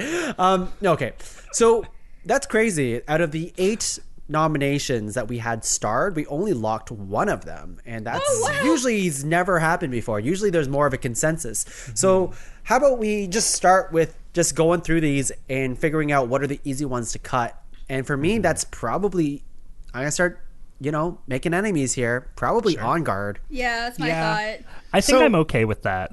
My thing where I was lost on it is that it would be between On Guard and Jaws. I could see taking the same spot where they are fictional representations of a existing creature, if that makes sense. Sure. And it just matters which one. I guess, but there's personality. Well, yeah, and that goes into like the character. But for me, kind of, if we're talking about 5 best sea creatures, I feel like it's also kind of a tip of the hat to the Earth-side species as well. Oh, I see what you're saying. Well, in that case, I feel like On Guard has a slight up for me over Jaws because I think swordfish are slightly more interesting than sharks. Maybe that's because we've had a saturation of shark media and not a ton of swordfish media. Maybe it's because swordfish is delicious. I don't know. I don't know. If we're talking about like, maybe that's the fight is between. Maybe they don't make. Maybe they both don't make it. We'll see. But that's for kind me, of where I'm leaning, honestly. But I do think if we had to pit them together, Jaws is much more culturally I would say Jaws relevant. only because like I'm not a big Zelda fan, and my boyfriend's a big Zelda fan, and Well, it's I've Donkey never Kong, heard. so I've never heard. Oh, it's Donkey Kong. Okay, but you see what I mean, right? Like I'm not very big in the Nintendo universe, Sure. so like I feel like if you had to put something on the list, Jaws would be just unrecognized like familiarity. Because I haven't seen Jaws either, but I know the theme song and I know the premise. Gotta get a bigger boat. Well, that's not the exact line, but you know what I mean. We've got a man. I wish we had a bigger boat right now. We're gonna, you know what? We're gonna need a bigger king up in here. Yeah, One of these days, we're gonna have to invest in a larger sea vessel. I can't see On Guard making this list, at least compared to all these other ones that we have here. I'm good with that. With that, and we can have the Jaws conversation in a bit, I would like to talk about maybe, let's just throw it around here. How are your thoughts on Gyarados, the Pokemon? I feel like the same way we thought about Jaws and On Guard is like SpongeBob and Gyarados, because Gyarados, in my opinion, was just a funny idea of like a Pokemon counting in this more than it was like, oh yeah, when I think of sea creatures, I think of Gyarados. Yeah. If that makes sense. To be honest with Gyarados, for me, my hesitation is twofold. First, it's that I don't think that Gyarados is the most iconic sea Pokemon. No. I think there's plenty that are more iconically sea-based than Gyarados. Lugia, for example, being an immediate one. Staryu. Kyogre. Staryu, sure. Tentacruel. The other is Squirtle. that the most iconic Gyarados is the red Gyarados from the Lake of Rage. Fair. Lake, we're going to this, yeah. So while I love Gyarados and Magikarp, I feel like I'm okay with dropping it because it doesn't feel quite C-E-E enough to me. Ocean-like. Sure. Yeah, I don't even know if I disqualify it based on its C-E-E-E-ness, as you would say, Tom. More that, like, compared to... Maybe it's because Gyarados has been brought up in other episodes of Ranked before. Definitely brought up by me on Top 5 Pokemon, stuff like that. But I think there's a little bit more interesting shit going on with these other nominations. No, for sure. Maybe because they feel like single entities rather than, it's not like a specific Gyarados that we're nominating. It's just Gyarados, and there's That's fair. so many of those out there. Yeah. Yeah. Okay. So Gyarados is off. So we have, okay, so just recap here. We have Jaws, Ariel, SpongeBob, Godzilla, Lion Turtle, and the Knock. That's 6. So we And really the knock only is have, already locked, so we only have 5, and we just need to get rid of 1 now. we have to get rid of Yeah. one. That's how math. So, I will say that for me, my hiccup is between Ariel and SpongeBob. I will say, if the Ariel nomination had been just mermaids in general, I think I would be more towards that, simply because there are a lot of different interesting takes on mermaids. That is true. And in that regard, Greg, sorry. If you like, again, folklore-wise, like mermaids aren't even restricted to the sea. You have the mermaids in Harry Potter that they're in a lake. Yeah. Yeah. But we're talking about Ariel here, who Yeah. abandons her life as a sea creature to go Live get above. some legs and get some She love. regrets it. Then she regrets it and goes back, though. Well, Yeah, have you not seen Little Mermaid really. too? It's been a long The time. Disney version, she doesn't. Doesn't She she? actually keeps her. She turns into a mermaid because she doesn't get the kiss in time, and then she has Melody, her daughter, and she reluctantly returns. She actually keeps the sea from Melody in the whole second movie. And the book, in the fairy tale, she doesn't return to the sea either. She has to kill Prince Eric, and basically she decides not to, so she becomes like a spirit of air or something to like watch over people, technically speaking. So she never returns to the sea, except in the second movie to find her daughter. I'm talking about Ariel in the first movie. Doesn't return to the sea in the first movie. I'm thinking canonically all over. I'm not ready to cut Ariel yet. I do understand your argument of like representations of mermaids and stuff like that. But I mean, like, if we had to really distill like the most famous of mermaids in pop culture, anything, like Ariel is that mermaid. It is. It is what we picture as mermaids. And of course there's like whatever, lake mermaids. I don't know too much about that. Frankly, I don't want to know. They're from lakes. They're pretty cool. They're badass. Well, this one has red hair. Awakened other something one- inside of me when I was a child. So I'm just saying, Ariel, good looking Disney. Would I knock? No, it's not that list.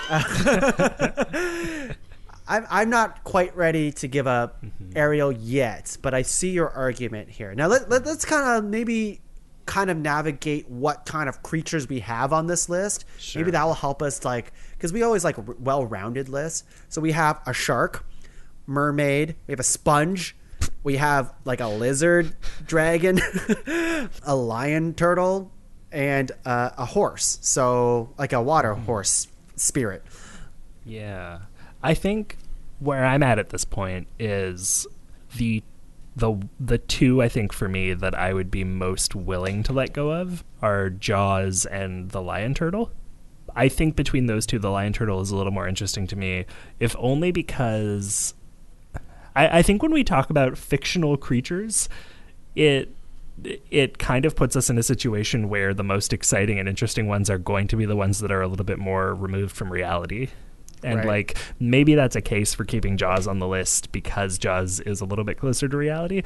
But to me, Jaws being as close to reality as it is, like, okay, who on this call actually knew that Jaws' name was Bruce before I mentioned it earlier I did after not. Googling it? But is right? that the name of the shark that That's they canonically Jaws the shark's name is Bruce, and Oh. if you look into it, all of the other sharks in the other Jaws movies are related to Bruce and are named things like Brucette, Brucetta. got? Okay, well, I love that even more then. I love that, but I think because those things are not part of the like commonly known lore around Jaws, and all that we commonly know about Jaws, like if you ask a random person on the street about Jaws, they're just like, yeah, it's the shark. I'm Sure. kind of like, how It's like asking how them about fictional is Frankenstein, Jaws? Frankenstein's monster. Sure. To me, Jaws is the Seabiscuit of sharks, which is to say, if you ask me for top 5 sharks, I would put Jaws on there in a heartbeat.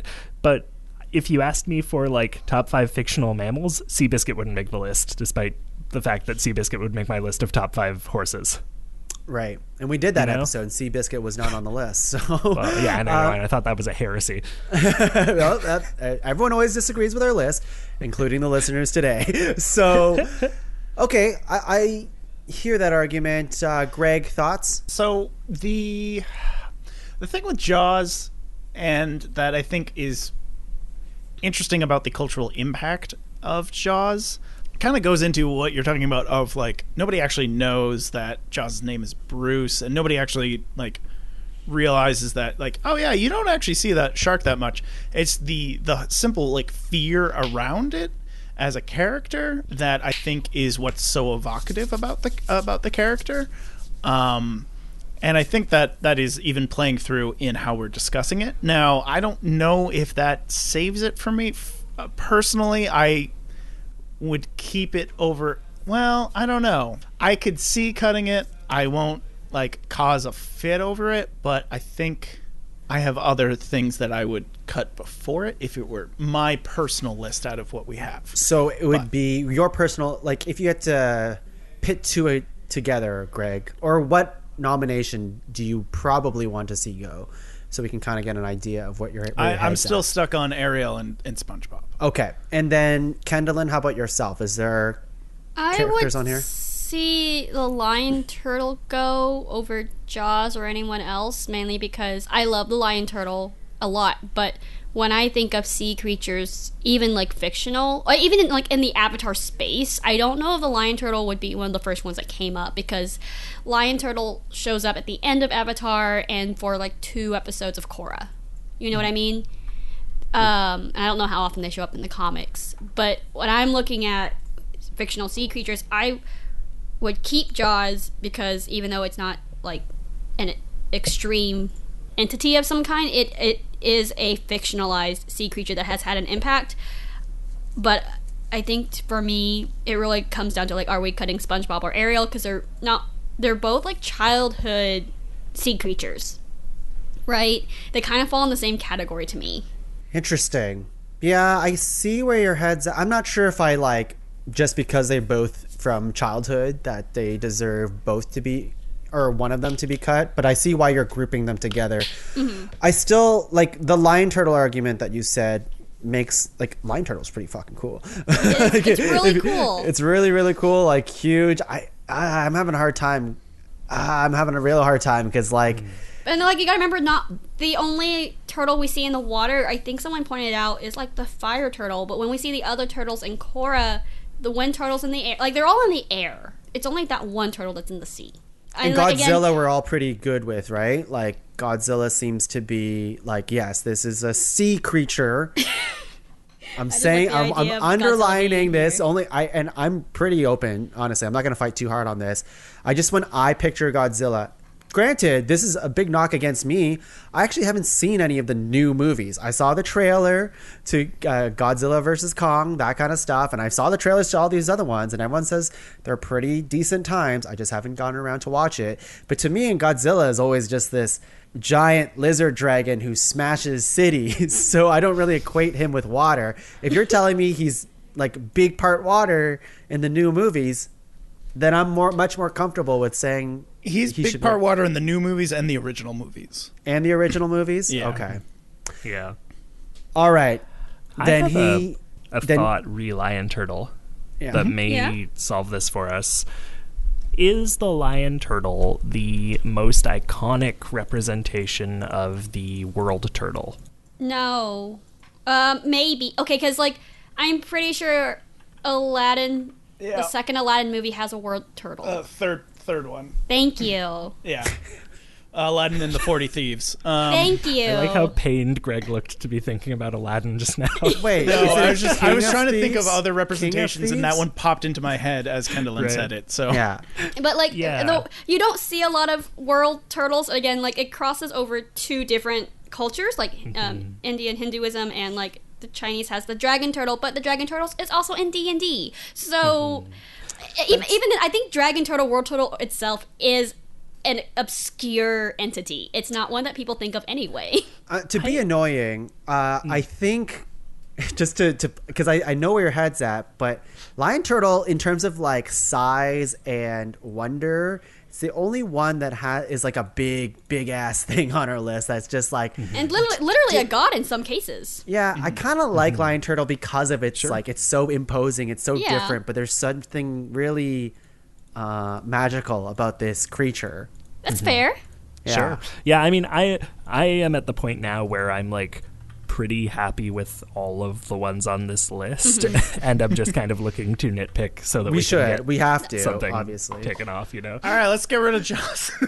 Let's talk about SpongeBob quick, because SpongeBob seems to have snuck its way in, and I'm definitely for SpongeBob. But Greg, was it you who was like kind of on the fence with SpongeBob? Yeah, I'm just, the issue I have with SpongeBob is that, yes, lives under the sea, but and lives with other sea creatures. Almost every gag or like physical thing that happens in the TV show like isn't applicable to underwater in a way that they're basically depicting life on land in the television show. Like, to the point where I'm pretty sure they're sitting around a campfire at various points, which every once in a while I go, hey, wait a minute, this is supposed to be underwater. It's a cartoon. Yeah, it is. The squirrel lives underwater. Absolutely a cartoon. But the squirrel does not live underwater. Sandy lives in the underwater version of a spacesuit, which I'm now remembering is just a real thing that is a scuba suit, and lives in like a dome. That has air inside it. And when SpongeBob enters into Sandy's dome, he shrivels up and dies because there is no water in there. Okay. Yes. I would make the case that SpongeBob's world is very much the sea. I would say that they are inconsistent with how they are depicting the underwater. I will give it that. Is how I would. Sure. Sure. But that seems more like a knock against SpongeBob the show than SpongeBob the character. It's to a point where it irks me enough, and also like I don't think of like, I don't know why, but I don't think of SpongeBob taking place in the ocean. Like, yes, he is who lives in a pineapple under the sea. Beyond that, I don't think of the show taking place in the ocean, like, strangely. Like, it just takes place in, like, weird Cartoonville. Like, somehow that's how I thought about Harry Potter. I didn't think of it in London. Right. UK. I personally love SpongeBob as a nomination. Yeah. I mean, plays his freaking nose like a flute. Like, come on. None of these other guys make burgers. None. And none of them have a dapper, pants and a tie that they wear all the time to work. So it's true. You know what? I would be much more willing to give up probably Jaws, I guess, over Ariel if I had to choose my own nominations here, because I see... Well, the knock's locked. Godzilla is pretty much locked in my head. I think Lion Turtle belongs just because of its sheer size and wonder. SpongeBob's just funny, I guess. And I do like, Ariel, maybe it's... I'm not sure if it's an inspired nomination, but I like mermaids on this list. And she seems to be the mermaid that I would vote at all times, probably, to make this list. Maybe it's like Melody, her daughter. I would have jumped on that, but Ariel is not my favorite overall. Sure, but I mean, like, who's watched Little Mermaid 2? I have, obviously. In recent memory. This is so telling of the generational gap between the two of you. I mean, I've seen it before, but it's not one that, like, let's put on Little Mermaid 2. And after that, let's put on The Jungle Book 2. Oh, Jungle Book 2 was great, okay. I was in the generation where all the sequels came out. Oh, yeah. Like, we really needed Mulan, too. Excuse me. I appreciated that one, because at least it wasn't like, oh, it's all happily ever after. They actually they bickered a bit for Disney couples. That's a different debate. This is a different debate. You're right. Okay, so it sounds like the cut would be either Jaws or Ariel. So let's just go around and see which ones you would cut. So, Tom, out of those two, what would you cut? Jaws. Greg? Jaws. Kendalyn? Jaws. And I choose Kit Fisto. Fuck you, buddy. No, just kidding. Oh, no, I'm serious. He's a Jedi Master. I would probably get destroyed very quickly. So. Well, he's dead now. Spoilers. But, spoilers to Attack of the Clones. Yeah, you know. All right, so what we have starred is Ariel, SpongeBob, Godzilla, Lion Turtle, and the Knock. That's 5. We're going to go from 5 to 1, figure this out. So what is number 5? SpongeBob. I think I'm okay with that. Yeah, I think I'm okay with that too. I can live with that, I guess. I just really like SpongeBob as a nomination here. I think it's just a much more fun nomination. Oh, no, it's definitely fun. Yeah. Yeah, I guess. And despite that one episode, I don't think he was number 1 on this list. So, Oh, there we go. Yeah. All right. How about number 4? Godzilla. whoa, hard I don't no. know about that. Yeah. For me, number 4 is the Lion Turtle. I think. Fair. There's between Godzilla and Lion Turtle, because I'm thinking of like what you think of first off as like sea creature. Also, or the Knock, really. Yeah, I mean, the Knock was really easy to get on this list, but now that it's in the 5, like I actually don't know where it belongs here. It's not number 1 for sure. It's somewhere towards the bottom, so probably 4 or 5. I would give the Knock number 4 comfortably. Okay. Yeah. Yeah, because I saw Frozen 2, and I thought that was happening in like a wooded area for most of that. No, Which that's it probably Samantha. was, That's the wind spirit. Oh, okay. That's right. Yeah. The Knock is later. It's how Elsa gets across the water to go visit her mom or whatever. And then it's at the end of the movie when she like tames it. Again, spoilers. All right, so 5 SpongeBob, 4 the Knock, 3. I think for me, Lion Turtle is number 3, Yeah, I'll give it that. but I'm willing to hear you guys out. I don't have enough to say. Like, I've seen Avatar: Last Airbender, and I really love that show.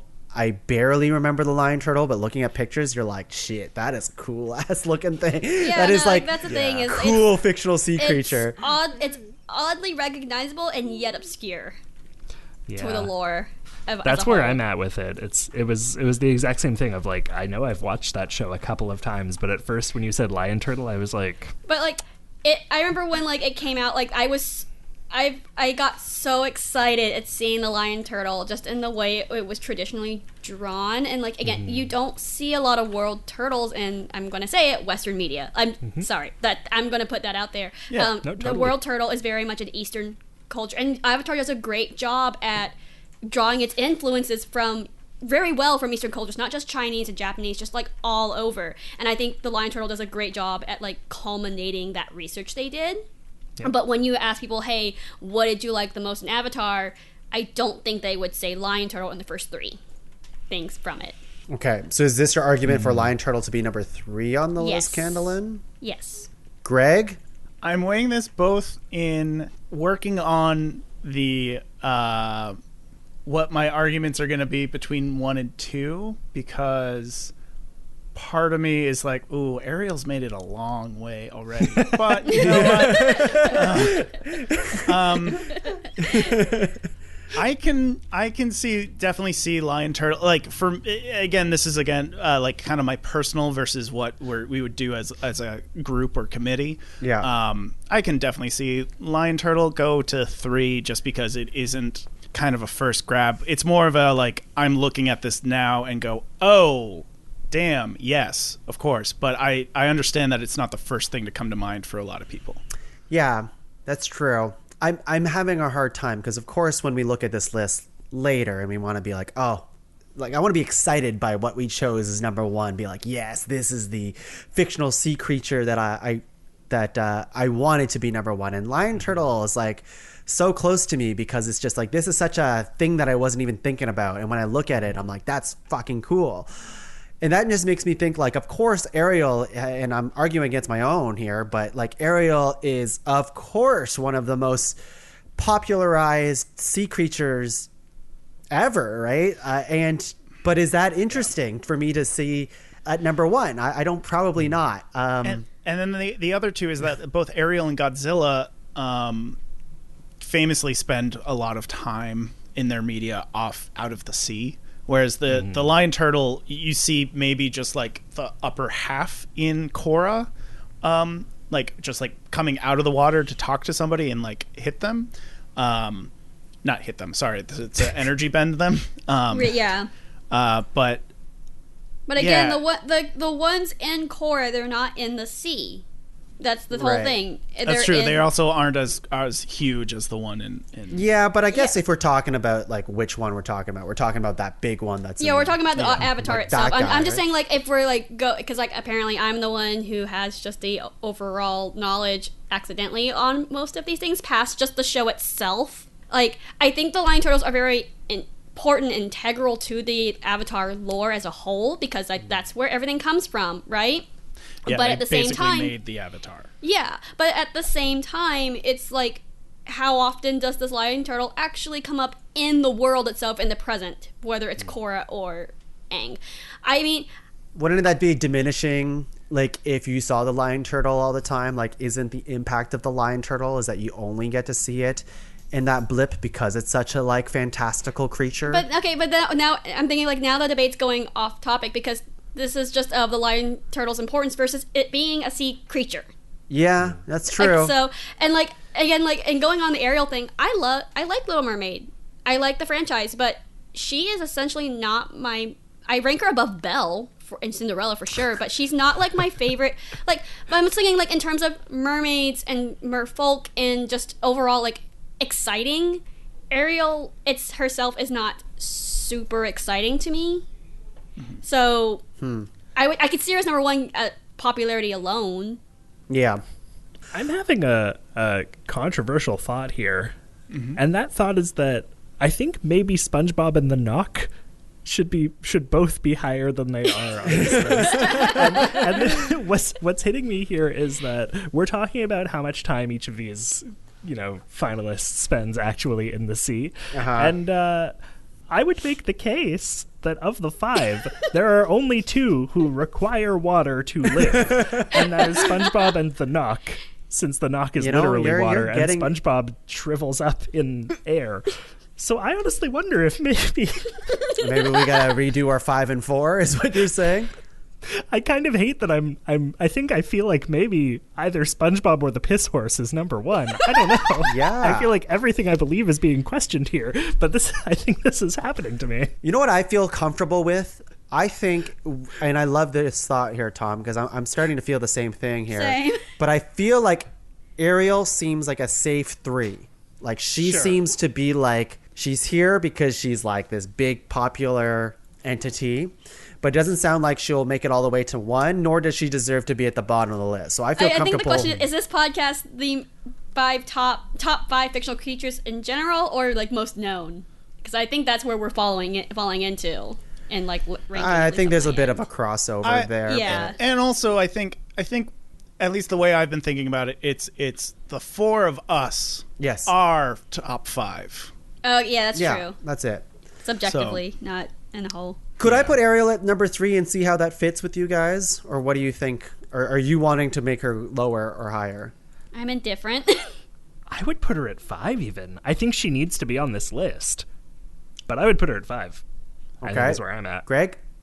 Yeah, I would see her at 4 or 5 for me. I would go 4 for her, but I don't see 5. Like, that seems pretty low for her significance to the sea creatures out there that we are representing. So let's put Ariel at 4. Then? What's that? But who would you put below her? Yeah. Who would I put below her? Yeah, that's good. Let's see here. I would probably put the Knock below her. It's a knock on the knock. Yeah, like the Knock. Like I love this nomination. I think the nomination's great, but I don't know. Like it's. Yeah, the problem is I'm conflating it with the like Norse mythology that I quickly scanned and Kendalyn you went through and I'm kind of mashing the two. Whereas I'm not actually like do not remember, like, this didn't have a huge impact and that's the on thing. me Like, when you from look at Frozen 2. franchising, like, the knock is not the biggest thing in there. It, like, even in just the spirits alone, right? It's the salamander and, like, Samantha and the earth giants, and the ones that you don't see the most of are the earth giants, really, and the knock. Because the two lovable characters are, like, the salamander and wind. And, like, that's the thing, like, with Frozen 2, is, like, they do a mix of mythology. Like, it's, like, not mythology. They mix fairy tales and myths, I think. Like, Anna is the fairy tale and Elsa's the myth portion. So they did draw from Norse mythology and, like, indigenous culture, right? But it's not the end-all be-all into, like, this decision. I'm just giving more clarification as to what the knock is, because they don't really explain it that much, and there's not much the knock does in the movie. I just like the concept. I feel okay with knock being number 5. Yeah.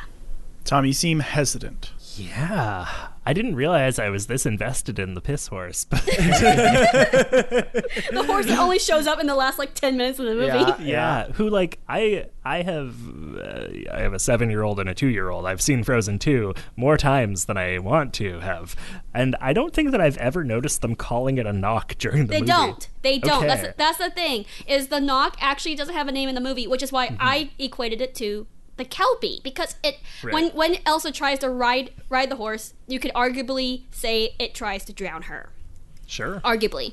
Yeah. But, like, they actually don't give it a name in the movie. It's not till you look up franchising wise. Right. It's called The Knock. That's it. Yeah, because in, like, I remember the first time I heard about it was when I was looking for Frozen toys as, like, a Christmas present or whatever. Yeah. And I was like, oh, Elsa and Knock. What is knock? And that was kind of what led me down that path in the first place. So I think I'm okay with putting the knock at number 5, but man, oh man, would I also be totally fine with putting it at number 1. It is the one we've made the most jokes of. So Yeah. it can, and, like, in spirit, it can be number 1.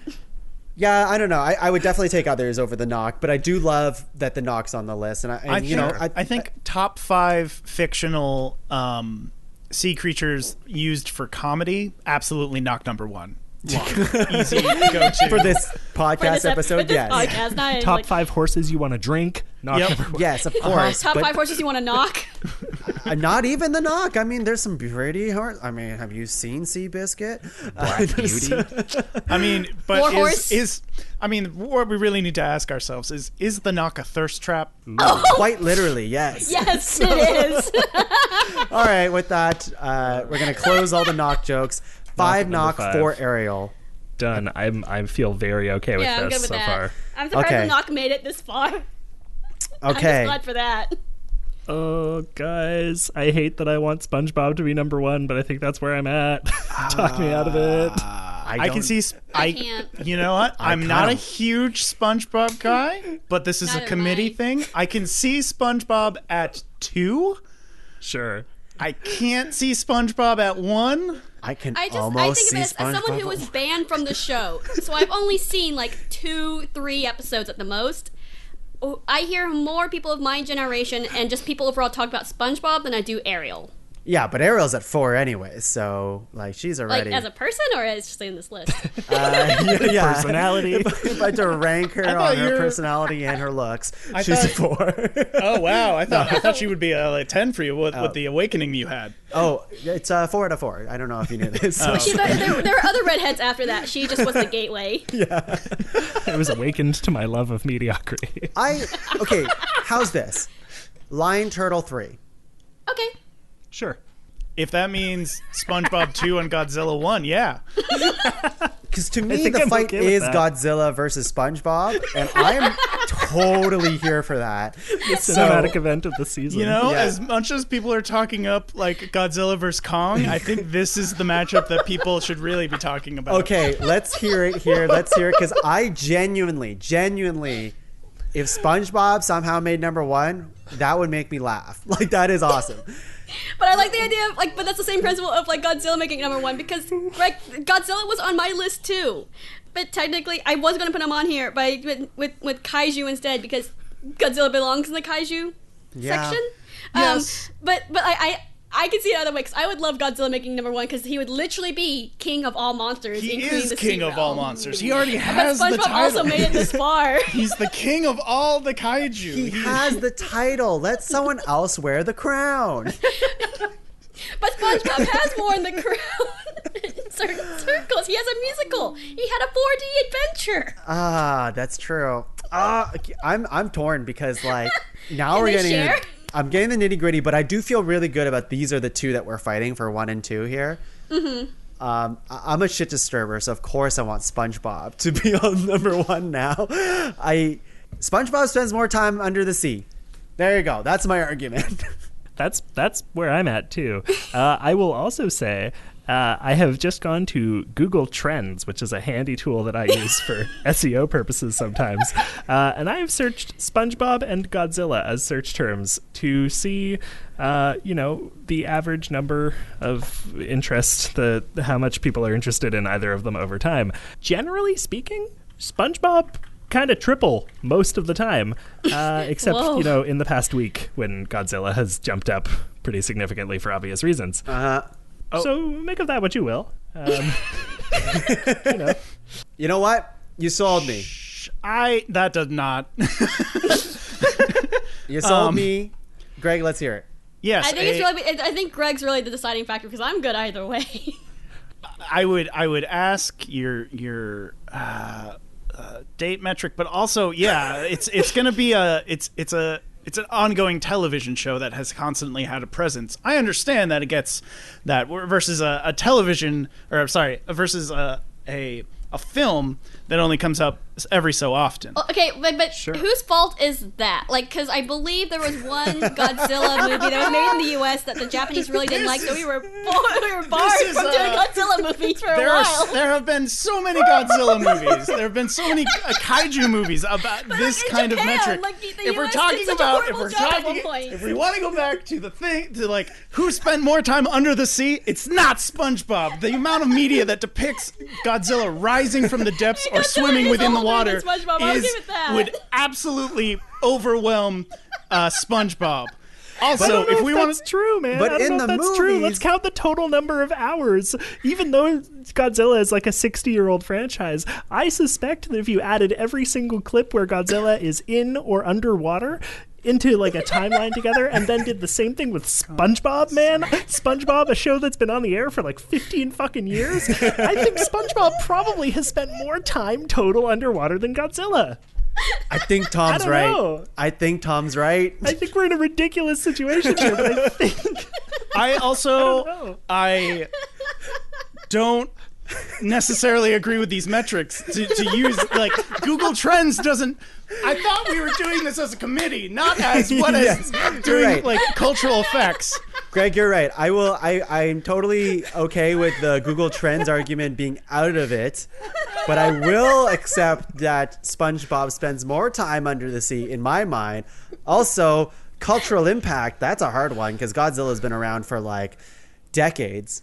But SpongeBob, It was enough of an impact to be on 2 of our lists. I mean, both of them have huge cultural impact. I mean, SpongeBob to this day, so many memes come out of SpongeBob. There was also a television show, animated film, television show depicting both Godzilla and Godzuki, Yes. Godzilla's son. Of course, we all know this. That also happened. And according to a cursory Google search, there's 50 Godzilla films. okay. Okay. There's Okay. like 70 seasons of SpongeBob. SpongeBob is a lovable idiot, and I'm gravitating towards this happy-go-lucky sponge who just wants to get a pay raise and just be pals with his. There's I will 13 squirrel- seasons of SpongeBob, by the way, not 7. Here's a question. If we want to talk about nuance and evolution of a character, let's discuss the how has SpongeBob changed throughout the years. Admittedly, I have fallen off the franchise considerably, but as far as I understand it, SpongeBob hasn't changed very much, both in the place within the culture and also, or really my understanding of SpongeBob, whereas Godzilla started as a terror and became an ally, both showing that what the terror of the atomic bomb created upon Japan, and then also showed that the hope of nature renewing itself throughout later films, I think is a more nuanced take and interesting take than Sponge that hangs out with Sea Star, annoys Squid, and hangs out with Squirrel, who goes, ah! It's also tarnished the who is the voice actor that does SpongeBob? Every time I hear him in a show, I'm like, oh, it's freaking SpongeBob, and like it has tainted the voice for me. SpongeBob is haunting me as I watch other animated products, because yes, this is a very, popular and oft used a voice actor, rightfully so, but also it has actually negated my enjoyment of other products. Greg, I have a question for you. Yeah. What's your stance generally... Sorry, let me try that again. What's your stance, generally speaking, on weapons of mass destruction and terrorism? I'd say that they're bad. Okay. Well, only one of these characters is both of those things.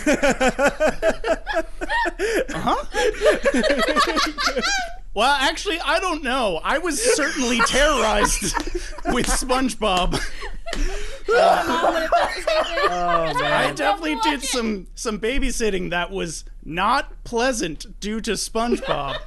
So while, yes, only one is both of those things, I would say that they're both terrorists. Oh, God.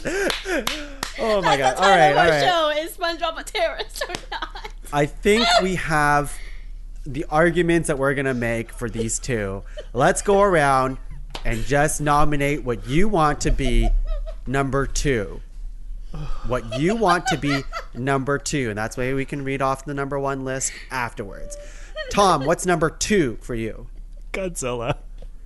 Greg, what's number 2 for you? SpongeBob. Kendalyn, what's number 2? Number 2 SpongeBob for you? Yeah.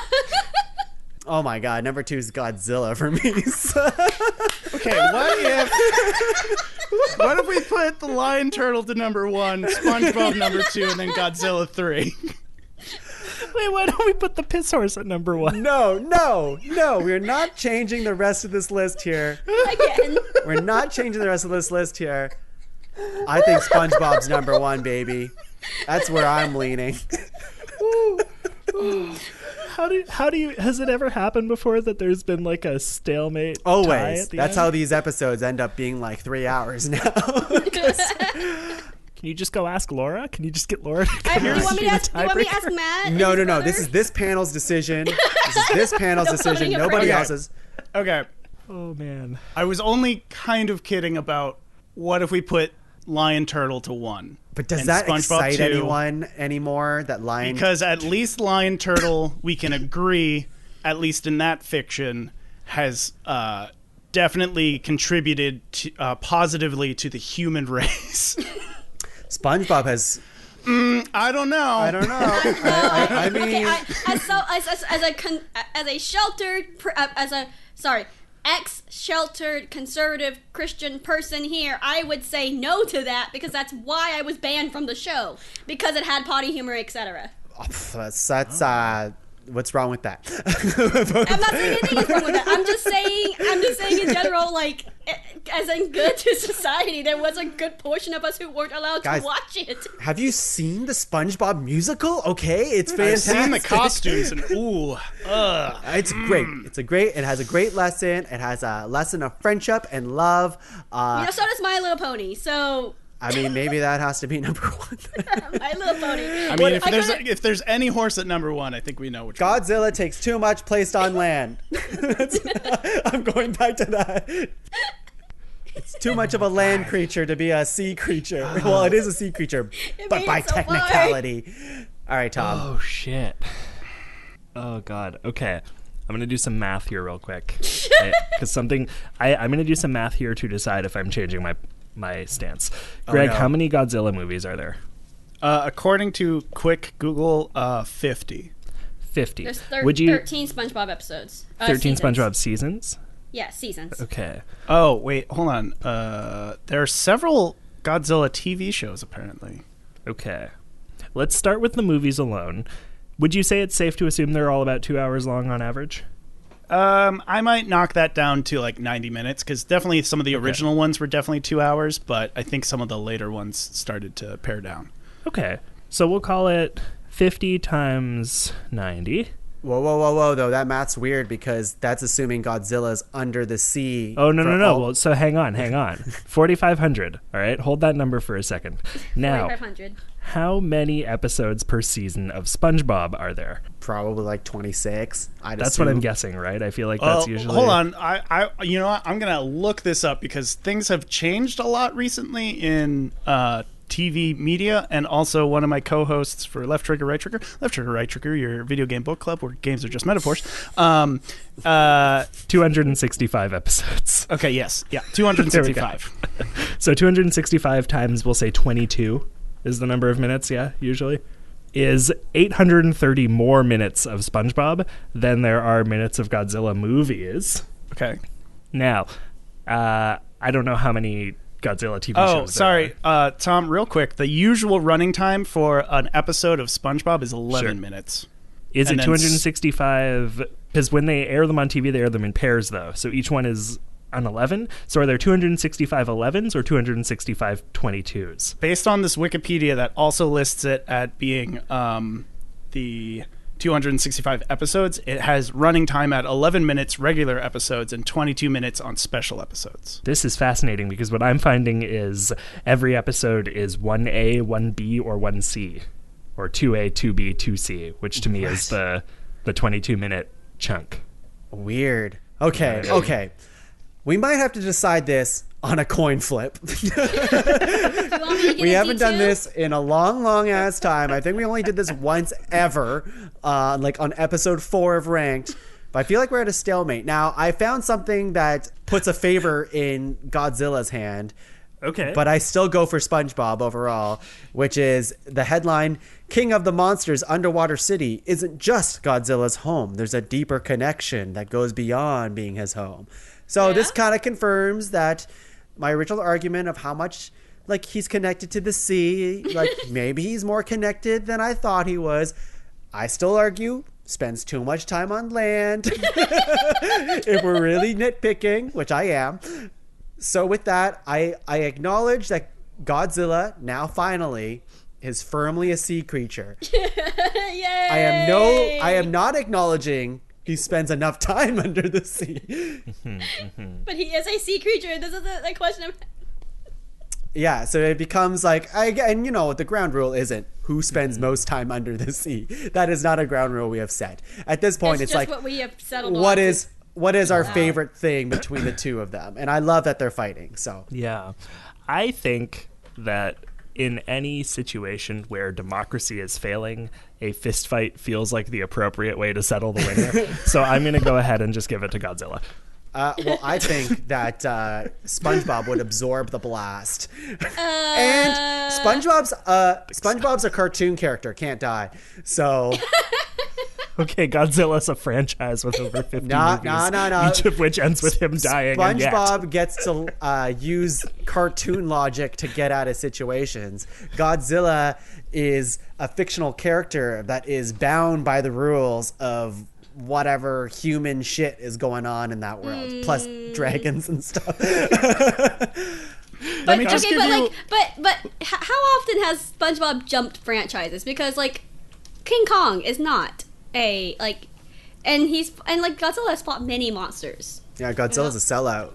Has to fight other. So is SpongeBob. Fight other monsters from different franchises real quick, to be relevant. On this Wikipedia, let me list off some of the people that SpongeBob has given a platform to by being guest spots. Oh no. Johnny Depp. Oh no. Kyrie Irving, popular flat earther Kyrie Irving. I was going to say, wait, doesn't he just play basketball? He does, but also that. And Ricky Gervais. Oh no! All right. It's Godzilla. Godzilla gets number one. That's where I'm at. All right. I was gonna do the this. flip coin. I don't love that you're pulling this card because now you're saying SpongeBob representation the show. and giving people platforms is important, which is why I thank you very much for letting me come and be a guest on your show. It means a lot to me. Let's be real. The way they represent Asian people in their earlier films, I mean, like. Okay, but like it was made in Japan. It was okay, made in will Of say- course, but it's still like I know what you're saying because like it's the same logic of like people say they like Chinese food, but it's the westernized version of Chinese food. I know where you're going with this. yeah. And back then, even now, like you have to make it palatable for other people. No, I get what you're saying. I really do. But I just feel like I can counter this, but I feel like we've been talking for ages, and I finally But like given also, up. So. Godzilla is one of the things that helped put the Japanese culture on the map. Yeah, I guess so. SpongeBob. That's in a created positive memes. light. All right, let's friggin' wrap this up. So at number 5, I thought we were so close to being done when we got to our list of 5. All right, number 5, The Knock. Number 4, Ariel. Number 3, The Lion Turtle. Number 2, SpongeBob SquarePants. And number 1, Godzilla, King of the whatever the who cares? King of the monsters. We did it. Holy Godzilla, shit! International terrorist Godzilla. Yeah, great. You know, just International love that. terrorist and hero, just like the Avengers. It's fine. Just like SpongeBob. Yeah. Oh god, Ani Menchie's. Now Ani we're through that. Menchie's. Holy shit. Okay, this part will be quick. I just want Tom. Can you list off the rest of your list and rapid fire? Go. Yeah, the Kraken, the shrimp who punches things in Pokemon. I don't remember its name. Lugia, the Leviathan, Tamatoa, I think is the name of the crab who's the Tamatoa, New Zealand yes. guy from Flight of the Conchords, but he's in Moana.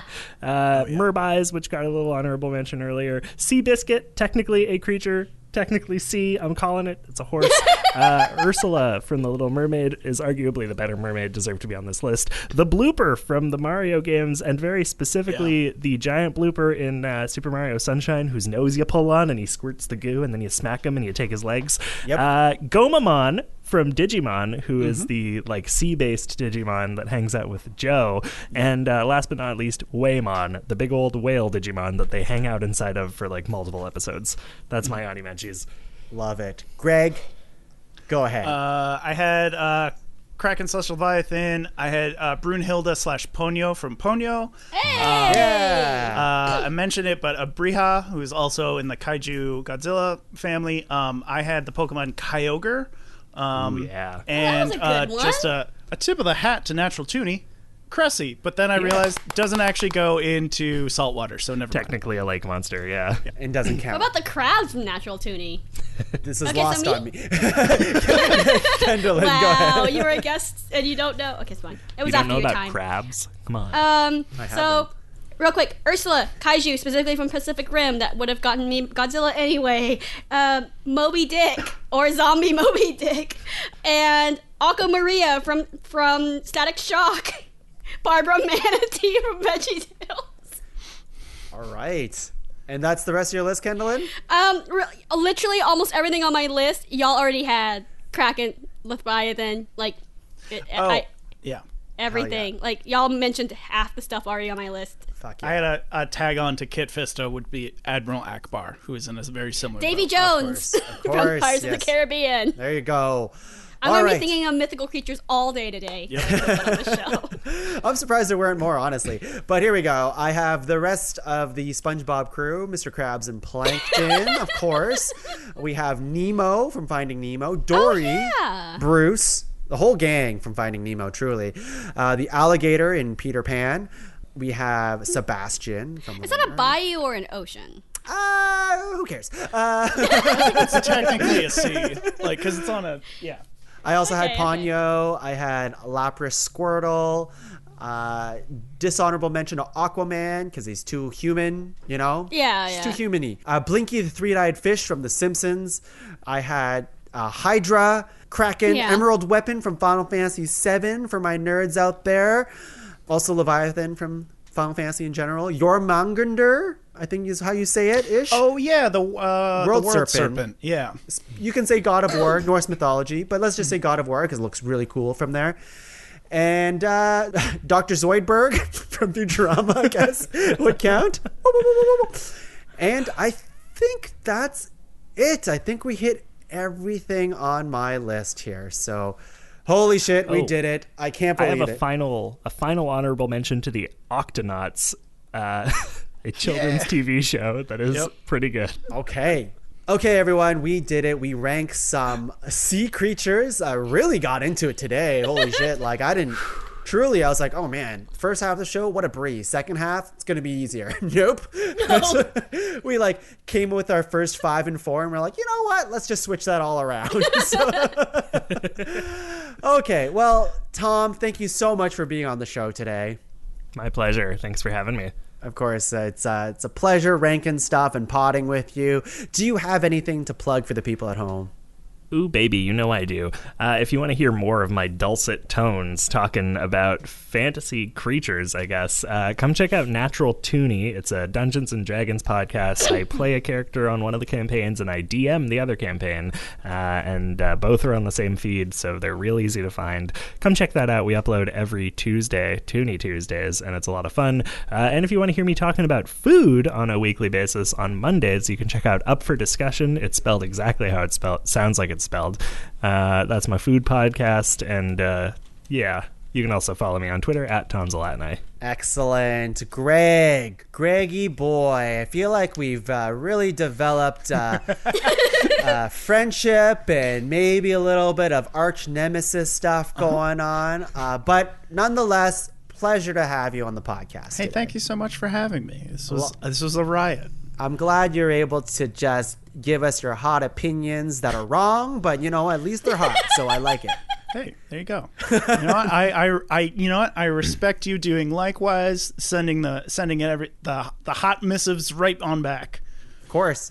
I'm sad Tom caved, but I'll remember this, Tom, by the way. I'm going to remember this. SpongeBob and I will remember this.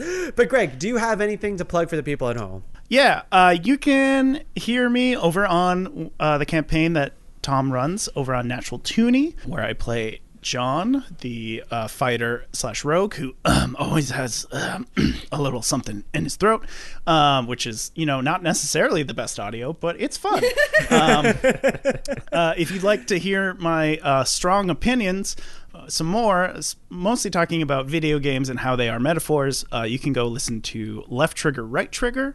You can find that wherever you find any podcast, which we also, at the beginning of February, launched a Patreon for. Yay. So if you decide you enjoy it and you want to huck us a buck, cool, we'd appreciate it. And then if you really want to hear me be completely unhinged, you can go find there's somebody that sounds like me with the same name on something called Full Metal Bazinga. But I'll let you figure that out. Okay. Love it. Huck a buck over to Greg. All right. Huck a buck. Hashtag huck. Kendalyn. Hi. You can also find me on Natural Toonie as the ever-evolving, hopefully no longer naive, Persephone Espridon, the nature cleric tiefling, not teacher. And you can also follow... I don't do much else besides that, but you can follow me at the Growing Dice Horde for all things Dungeons & Dragons dice, or the One Countertop, where you can see my cooking adventures, or Kenny is here to see my past modeling stuff. Awesome. Well, thanks so much for being here today, Kendalyn. Thank you. How long will I be banned this time? You know what? Indefinitely. Okay. No. You know what? Until you need a guest again. I didn't think Greg would be my enemy today, but you know what? I need an ally. So, although I think I burned all the bridges on this episode, so I might have to find a new crew for a little bit. But no, thank you so much for all three of you for being on the podcast today. Lots of fun talking about fictional sea creatures. Godzilla, eh? You know what? I like it. I was being a little hard on just being a dick. Hashtag not Spawn. Kind of really like Godzilla, just to be honest. So, yeah. I just like arguing. That's all. Okay, with that, we are gonna get out of here. We're gonna go drink a horse, and we'll see you next time on the next episode of Ranked. Bye, everyone. Bye.